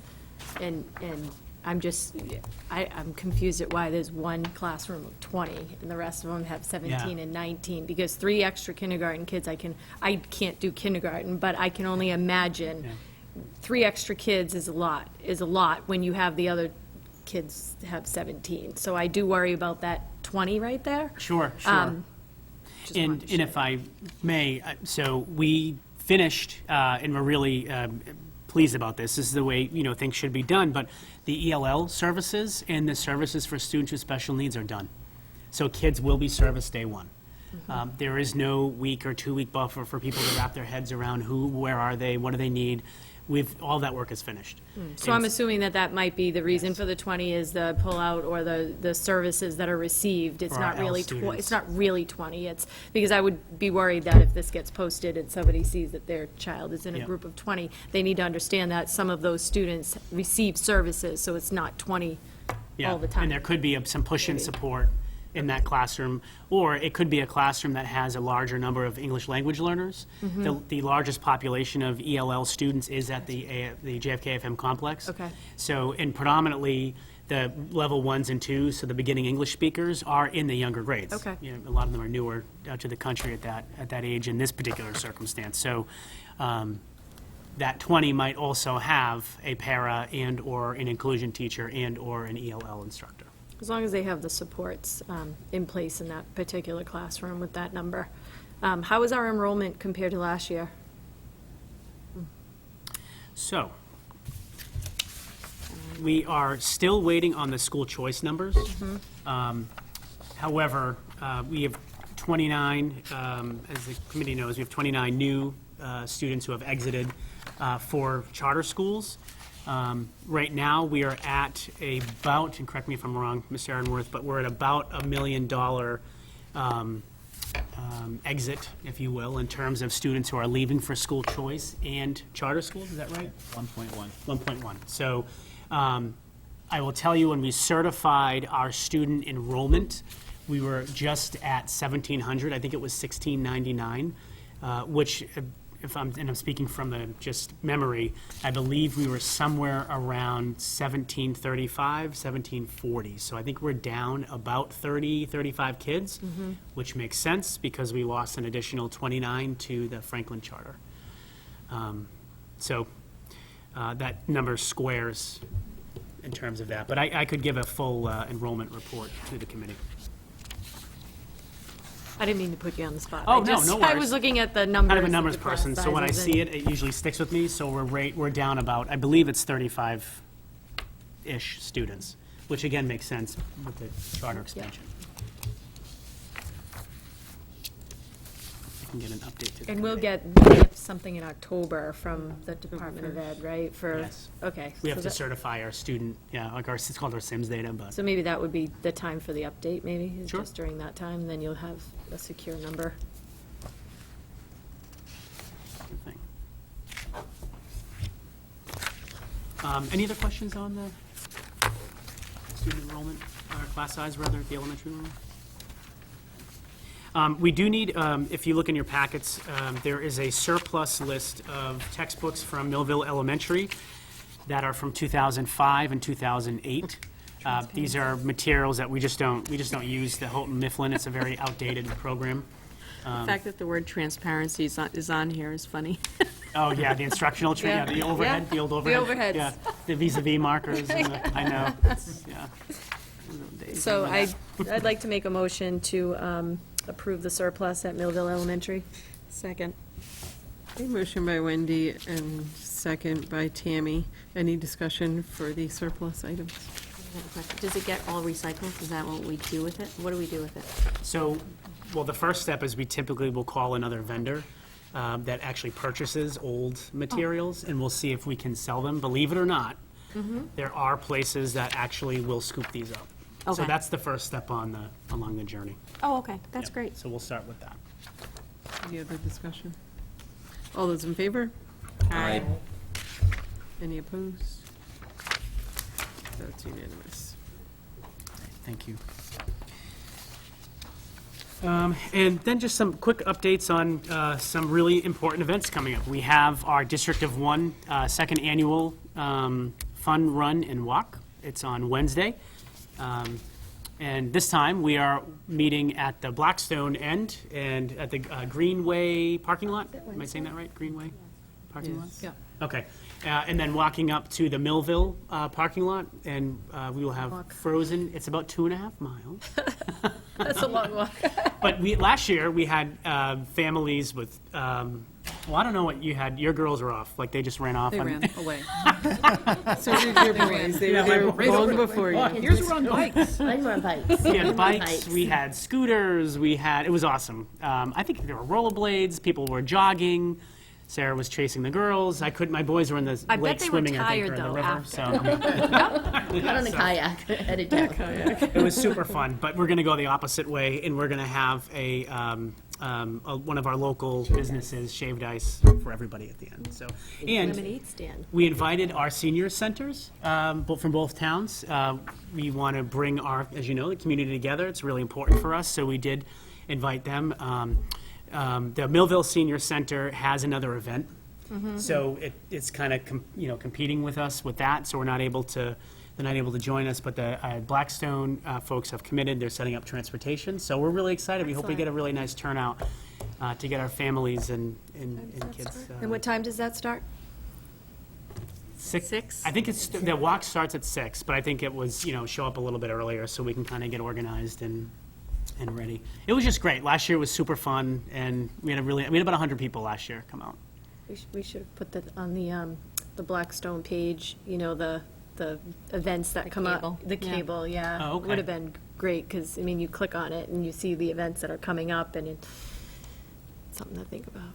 And I do just want to highlight, we are looking to, in addition to having the senior centers at this event, we are looking to have some really good partnerships with them, with our students. And so we have some kind of planning sessions coming up with both Blackstone and Millville, so we can get our students out in our senior centers and really helping to volunteer and give back. So we're excited about that. So we're glad they're joining us. We'll also have our police and fire. All the chiefs have been awesome and jumped right on board, and they've got their guys coming out, or their officers coming out. So I heard a couple today talking about bringing out the little truck or whatever it is they have to drive around, and so I'm sure there'll be all kinds of little toys out and about next Wednesday. So it's turned into a really awesome It's thing. Blake's So birthday that day, too. Oh, we're celebrating. I'll make him wear a hat. freshman orientation is August 23rd. New staff orientation is the 23rd and 26th. And the focus of our new staff orientation is who we teach, what we teach, and where we teach. So our new staff are going to be actually studying their class lists, all the student data, so they get a sense of the kids that will be in front of them. They're going to be studying the curriculum resources that we have, curriculum maps, and they're taking a 90-minute bus tour of both towns. They need to see the community that they're serving. And so we have a narrated tour guide who's going to be leading the tour, and we'll have our 20 or so new staff on one of our buses, starting at one end and driving all the way to the Who's other the and back. narrator? Mr. Ducharme. Keith will be narrating. And I, just for the record, I had him take me out on a guided tour first. And I know where everybody lives. I'm letting you all know. But he really gave an awesome history of the communities. He really did. And it was so powerful to see, from the most kind of. What time is that? I might want to go. Yeah. 12:30. We'll be outside waiting. 26. Yeah, be on your lawns waving. Will you and Matt be on the bus? I hope to be on the Yeah. bus. So I remember when I started in Blackstone as a teacher, it was my first year. And I remember Mr. Hartnett, and he was a superintendent at the time, and we took a bus tour. Oh, funny. And he sat right on the side of me, and he narrated, he told, we went through it, but we had a bus tour, and I Like thought for it new was- staff? For new staff, yeah, I was a new staff member, even though I knew everybody. We took a tour, we went to the old cemetery on Elm Street, I mean, we went through. Hiawatha? Yeah. Oh, It was a long It's like time ago. getting But to the but I edge. think what is important with those bus trips is understanding where the kids are, because we are That's the so point. separated. We are, That's the point. you have some of Blackstone almost on the Woonsocket end, almost on the Bellingham side, then you have Millville that's on the other end. I mean, I just think it's important to understand how widespread we are. It's really important, and I think it was nice. I mean, I was on it, and we were all new, and he made us feel very comfortable on that bus trip. So I remember it, and it was a long time ago. I wish I had the history down like he would, but I think Keith will have that Yeah. covered, so. I certainly got the overview in my 90-minute tour. It was awesome. But I would I'd like to like- see yeah, sorry. you guys on there. I'd like to add that Neil Tellstone has volunteered to drive the bus free of charge. Yeah, so there's no So charge. there is no additional cost. That's to nice the with district. Tellstone. Yeah. And I know You that could when probably my, add some commentary I'm also. sure that he Neil's could. We have a mic and a Yeah. little speaker, too, so they can pass it back and forth Yeah, if yeah. we need to. I know when my daughter took that kindergarten bus ride, it was really meaningful to all of the kids to have people come out and wave and Yeah. cheer them on. Yeah. So to the community and to you here, What if time you'd is like this to, again? if you'd Monday like the to 26th, come out during the bus 12:30 during the bus tour.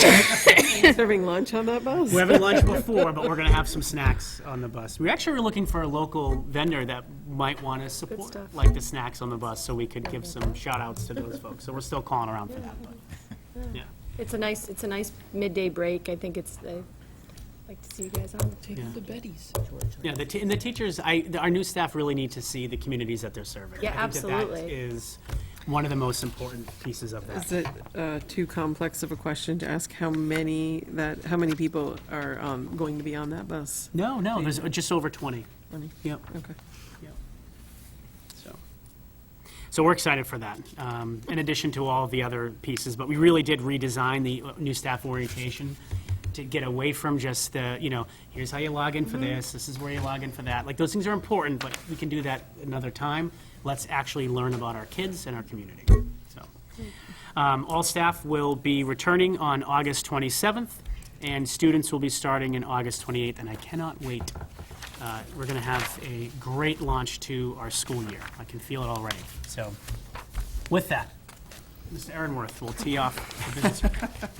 Excellent. And speaking of great starts, I am happy to announce that our Chapter 70 estimated receipts have gone up about $17,000. But what you have is the budget amount that we put into our calculations when we were creating the assessments for what we're thinking we're getting for both the reimbursements and all of our grants, and then where things stand now with the finalized budget is what we are actually anticipating in FY '20. So a few highlights. I'm sure you can all see the numbers. The regional transportation, that number is based on an estimated 79.5% reimbursement rate. And we're actually hearing that this could be the highest it has gone in a while. Last year, it was 77.5, and there have been some mumblings of it going to even 82. So So that number will change. it could potentially change. This is where we're at. Do we think it's going to go lower? I don't believe that it'll This go is- lower, Good, no. thank you. So school choice, as you can see, we actually had an increase in school choice received due to an increase in school choice students coming in. I mentioned before the $1.1 million. I will say that's the gross loss of the students, because there is the reimbursement from the state for the charter school, and that actually went up significantly as well, partly because we're getting reimbursed for more students, but they also changed the funding formula this year. They went back to the 3-year formula, which is 100% the first year, 60% the second year, and 40% the third year, and then it drops. So as far as our revenues go, as we mentioned, the significant losses are the increase in charter school sending tuition and school choice tuition. There was some offset, but on the revenue side, from what we budgeted originally, which was $11,069,000, we're looking at $10,953,000, which is about $115,000 less than we were expecting to get in. That being said, we did do fairly well with our grants.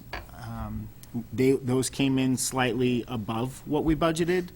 Some of them were right on the money, but the Title I, it typically had been going down the past few years. It didn't go down as significantly as we expected, and we are receiving about $11,000 more in that grant.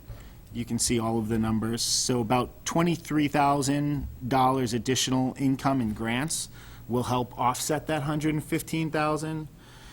The biggest piece is on the bottom, which is our circuit breaker. This has been another huge focus for the legislation, and I know that BMR and a number of districts have really petitioned the legislation to fully fund the circuit breaker reimbursement. And they are talking, the word on the street, nothing is finalized yet, but they are thinking it will hit 75%. So what I've provided here is what, based on our gross claim for FY19, would look like on an income of 70% reimbursement, that would probably be the very lowest it would go, and a 75% reimbursement. And if you recall, we budgeted directly into the expenses this year a lot of our out-of-district costs. So this money will essentially go right back to offsetting the loss in revenue. So as a whole, big picture, right now it's almost looking pretty even.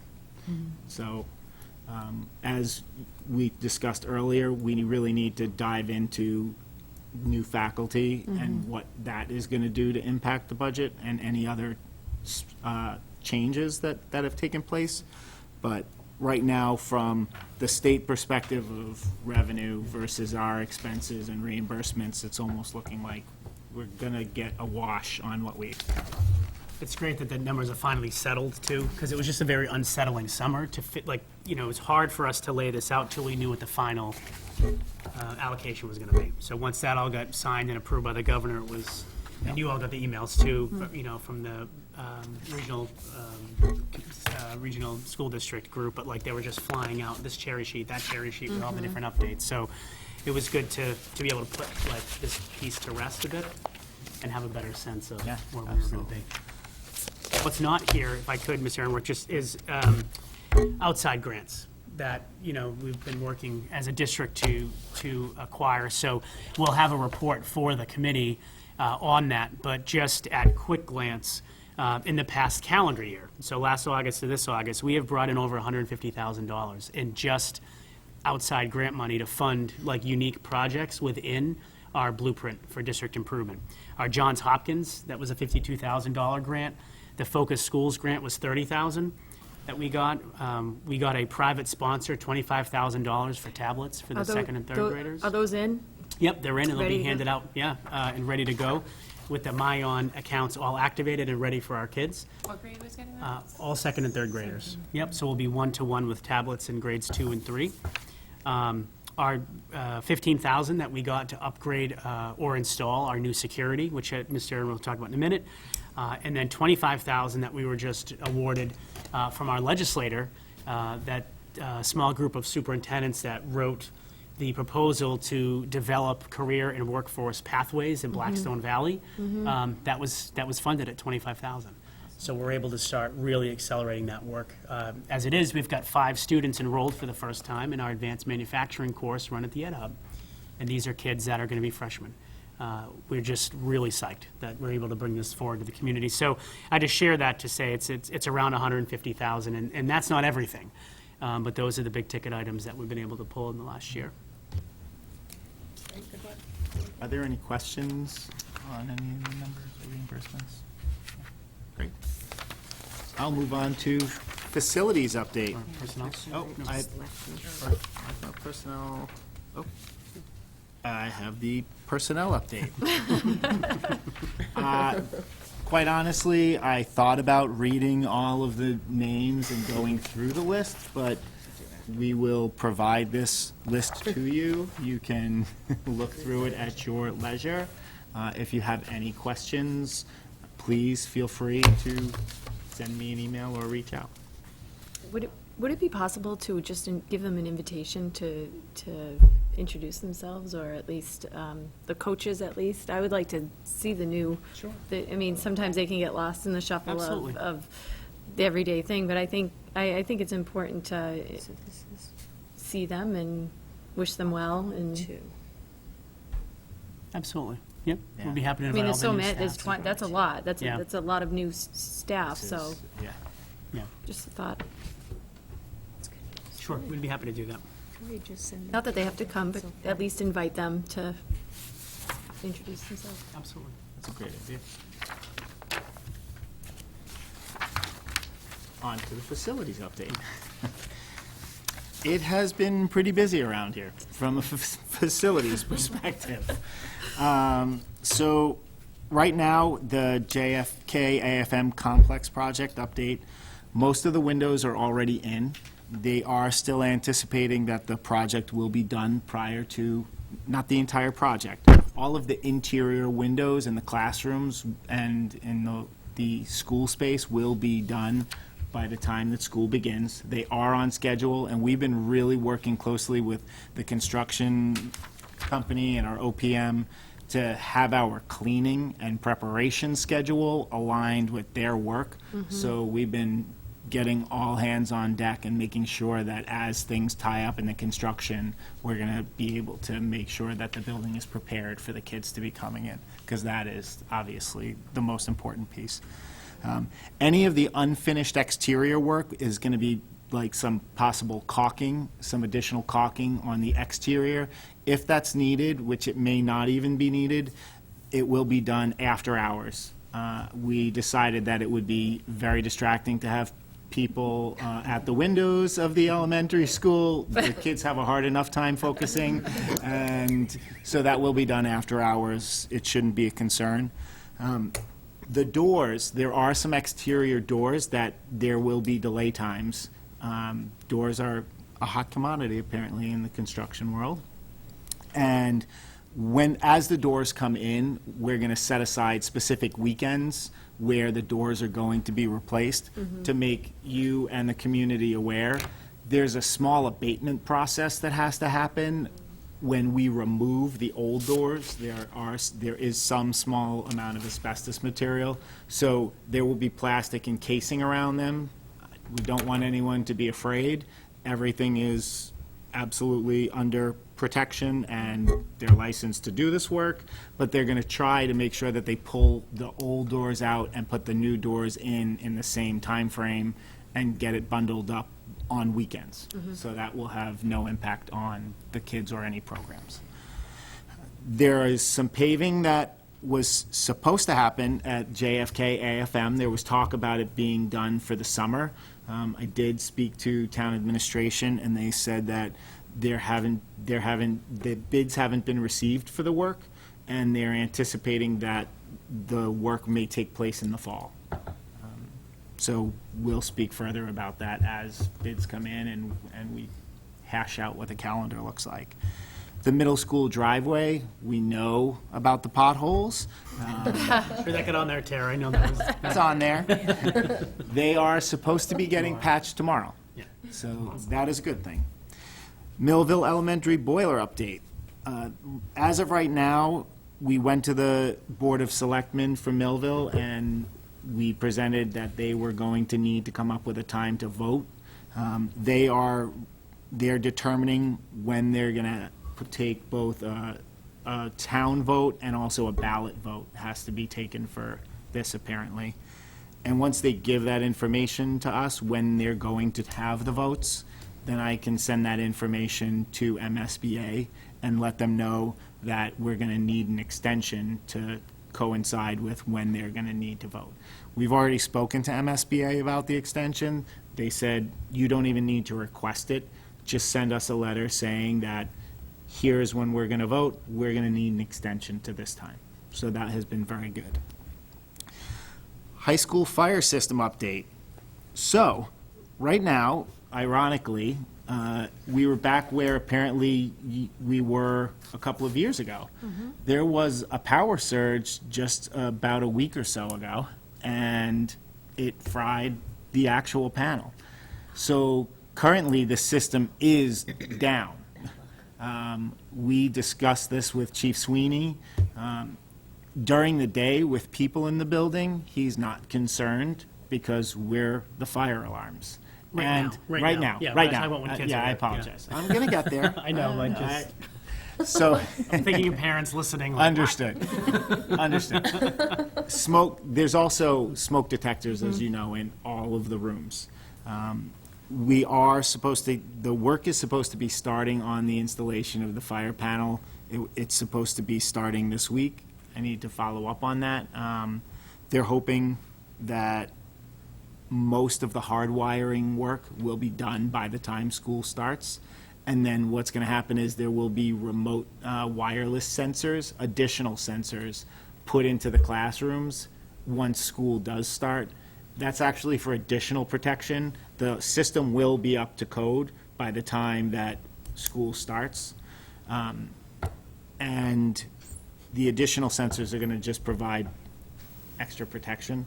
But they'll be wireless, and they will be installed after school hours, so they're going to come in the evenings to install those wireless parts to the system.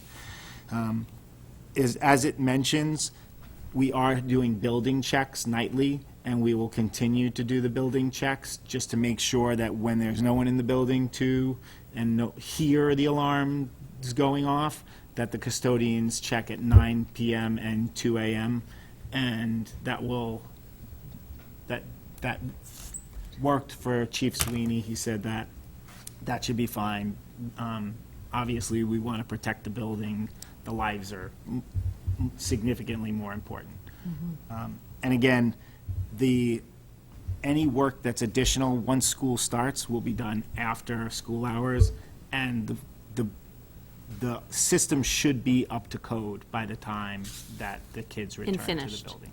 Up to code and finished? No, the system will not be completely finished. There will be wireless components that are go going in to at add night. additional protection. But this year, this Yep. is like a 3-year thing here Yeah. at this point. Oh, it's going to be done. Yes, I know. Yes. And so now we have to. driving this project we don't- forward. We don't have custodians who are on at 2 o'clock, so that's going to be a budgetary It's issue. costing us.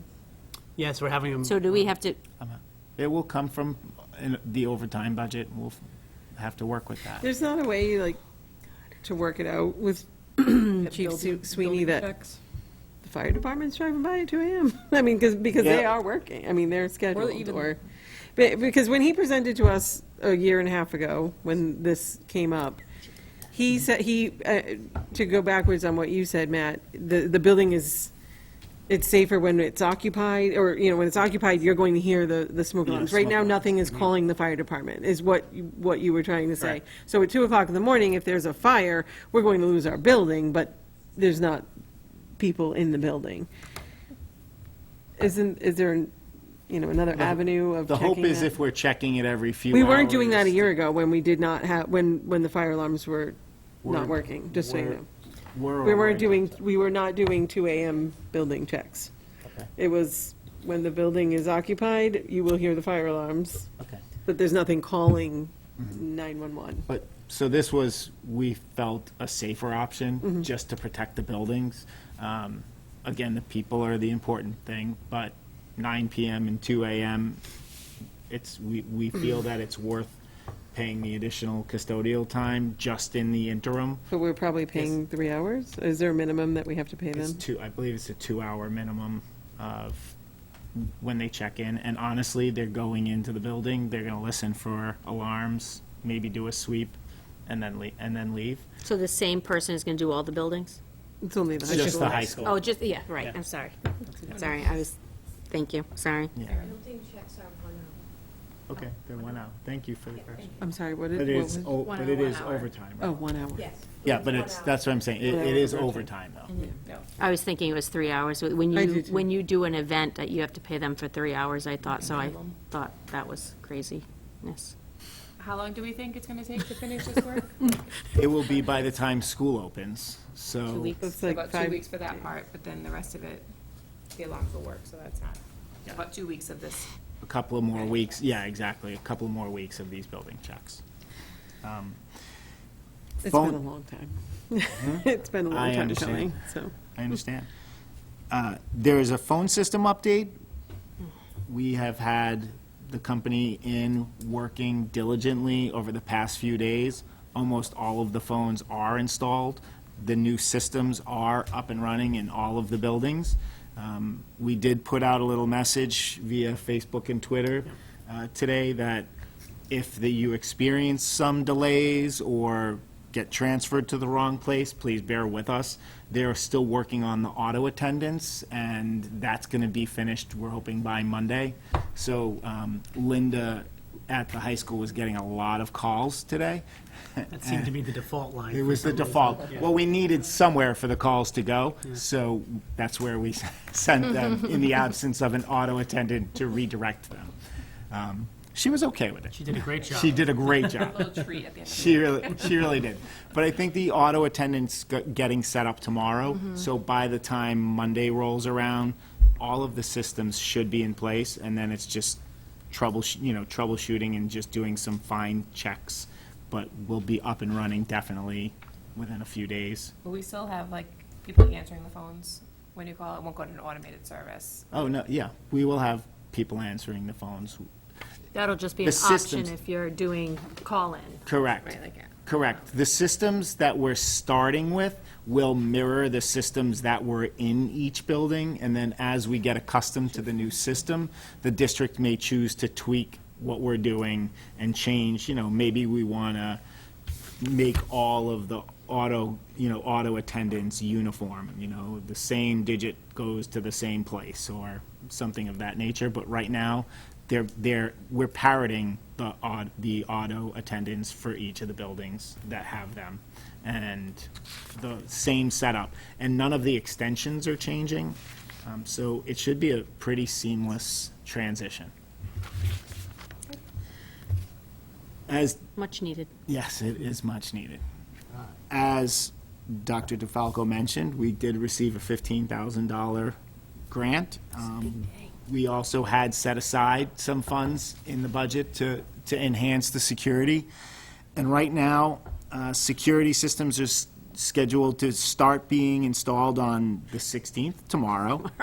You guys are going to be very busy tomorrow. Everything is starting tomorrow. All the work is starting tomorrow, yeah. Well, the phones will almost be done tomorrow. They should be done tomorrow. A lot of the phone work has been done. Yeah, I got mine today. The outside, all of the work will be outside of the regular school hours once kids return. So right now, they're going to be coming in and doing what they can during the day, and then as school begins, they're going to start going into the evening hours, the security system. It is going to be, we are working with Omega Alarms, who has done a lot of our existing security systems, so they know our equipment, and they're going to tie some things back into what we already have. But these systems are going to be significantly advanced from whatever it is that we have. The Millville one, we may just replace what exists there and start with this system, because it's a very old system that is there with the cameras, and these cameras are very high quality, and they're connected to this whole, they have their own server. So, as it says, each building is going to have its own system control. There will be interior cameras, and we're making sure that there's a minimum of one exterior camera on each of the buildings. And those exterior cameras have a 360-degree ability, not that, given the placement, they're going to cover 360 degrees. But we'll get a spread, we'll get a good spread. And as it mentioned, these are pretty sophisticated systems. They can be extended. The high school one can go up to 48 cameras, and the other buildings, the basic unit can support up to 32 cameras. We also are adding a couple of fobs, additional fob systems. Our goal is to try to make sure that we're the fob is the card swipe, thank you. Our goal is to have secure vestibules in the front of every building. And what we can't get to through this security grant, Dr. DeFalco and I are working on getting estimates for some additional work that might be done, particularly at the high school. And I just want to thank the Millville Police Department and the Blackstone Police Department and the town administrators from both towns, because the chiefs, their officers, everybody's been great. And this has been a huge collaborative effort to do this. Actually, just this afternoon, we were meeting with two of our officers from each community to talk about the hardware, which is this, but the humanware, the people side of it, and the training that we need to do to also kind of harden up and get our buildings ready for the new school year. So, but what an awesome collaboration between all of the departments and the town leadership. So just a big thank you to all the folks involved in this. It was a big lift for everybody, and they were great. I echo that. Thank you, thank you. Can I just ask one question? It's regarding the complex, because now that we've gone with one principal, I'm wondering if there's going to be a letter put out where the entry is and the exit, since there's always been two, and what that's going to look like in terms of, you know, I'm assuming there's going to be a camera in the entranceways, and, you know, I just think it would be important to share that information with people in either a newsletter or some sort before school starts. On Yep. where if there's a new office, if everything's the same, where you can find the principal. You know, I just think in terms of security-wise, is it going to be one entry, one office, Yes, one entry, one office. It's going to be, if I remember correctly, it's going to be the JFK side. Okay. That'll be the main entrance. And the principal's office and assistant principal have moved to the middle, Yep. that hallway near the library. So that, I definitely think with the start of school and all the kindergartners, that they need to know where the office is going to be. And if it's not, you know, I just think it's important to share that and communicate that with them. absolutely. Yeah. Well, I'll let Dr. Rumka know to get a notification out. Thanks. Absolutely. Thank you. And last but not least, we had insurance inspectors come through the buildings, as they regularly do. And we are going to require 2 new hot water heaters. We've already arranged for these to be replaced, so that work should be done again prior to the start of school. We can discuss the costs at a later date. Boy, I wonder where that $50,000 is going to go.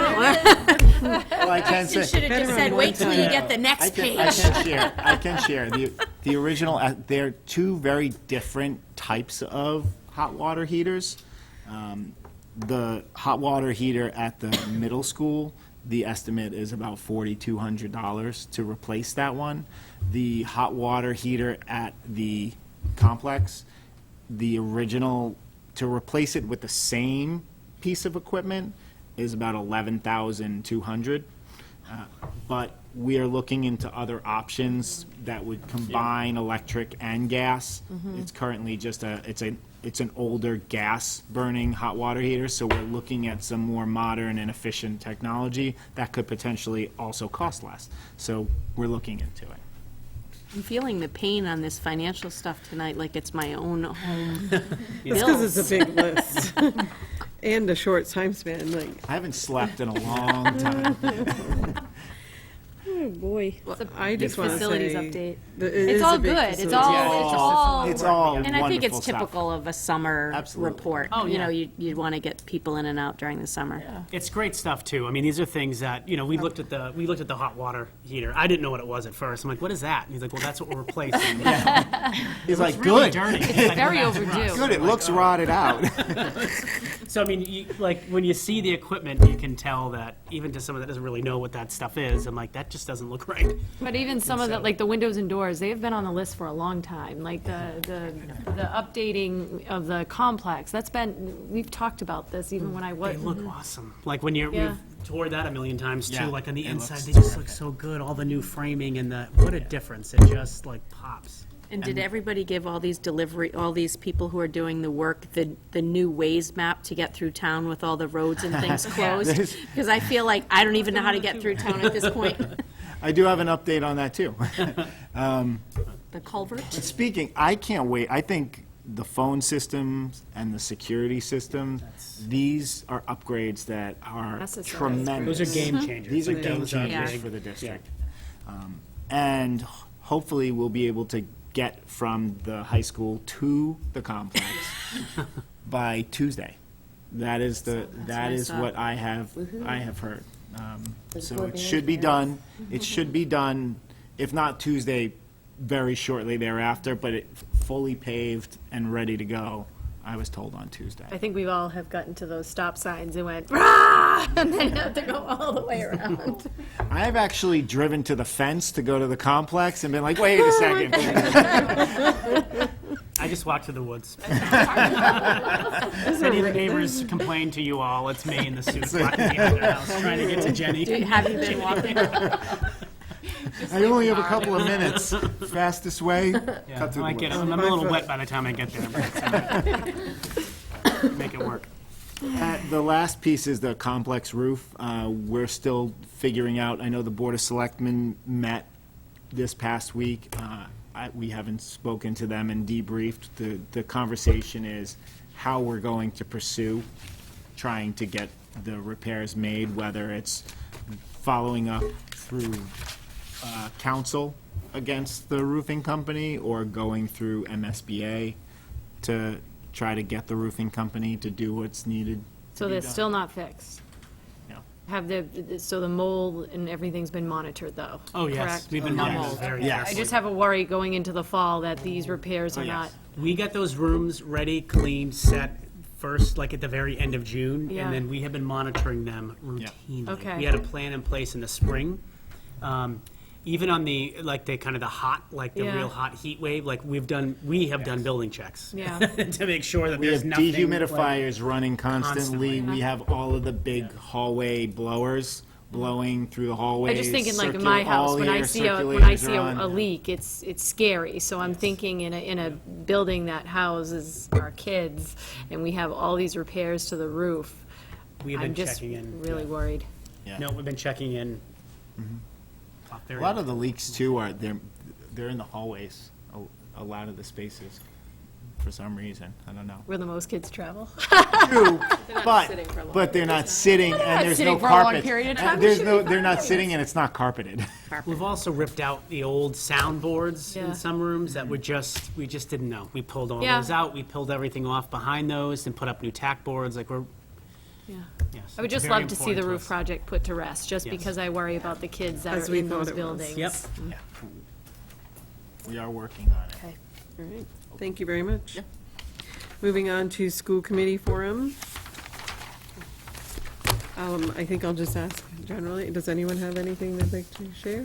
Do we want to go I did around? want to just say one thing, a date, actually, if you can give me, you can go to someone else if I Wendy? don't mind. This is our last meeting before the start of school, right? We have a workshop. We have a workshop on the 29th. So I do want to wish everybody well on their first day back, staff, kids, and I hope it's sunny and beautiful and great. Are you ready, Tammy?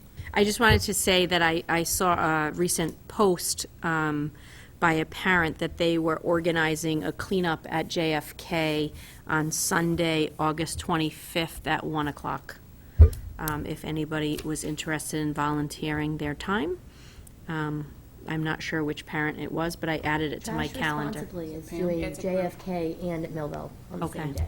So there you have And the it. group is Trash Responsibly is what it's called, or Pam Maloney. Pam Maloney. And Oh, excellent. they have a Facebook page Oh. for themselves. so. Excellent. Or if you contact, I'm sure, any of the parent association pages, they're usually linked in with them. Yeah, Okay. So, thank you. that was it for me. Sarah? I think I'm good. Sarah? Karen? Jack? So upcoming meetings, we do have a workshop scheduled for Thursday, August 29th. And then our next school committee meeting is Thursday, September 12th. If you have any agenda items, just send them right over to Jane. And if we have no other, no other comments, we'll be moving into executive session for the purpose of Mass General Law, Chapter 30A, Section 21A3, to conduct strategy with respect to collective bargaining or litigation. And that's if an open meeting would have a detrimental effect on the bargaining and litigation. So I just need a roll call to go into executive session, not to return to our open meeting. Yes. Wendy? Yes. Tammy? Yes. Sarah? Sarah? Karen? Yes. Jack? Yes. Erin, yes.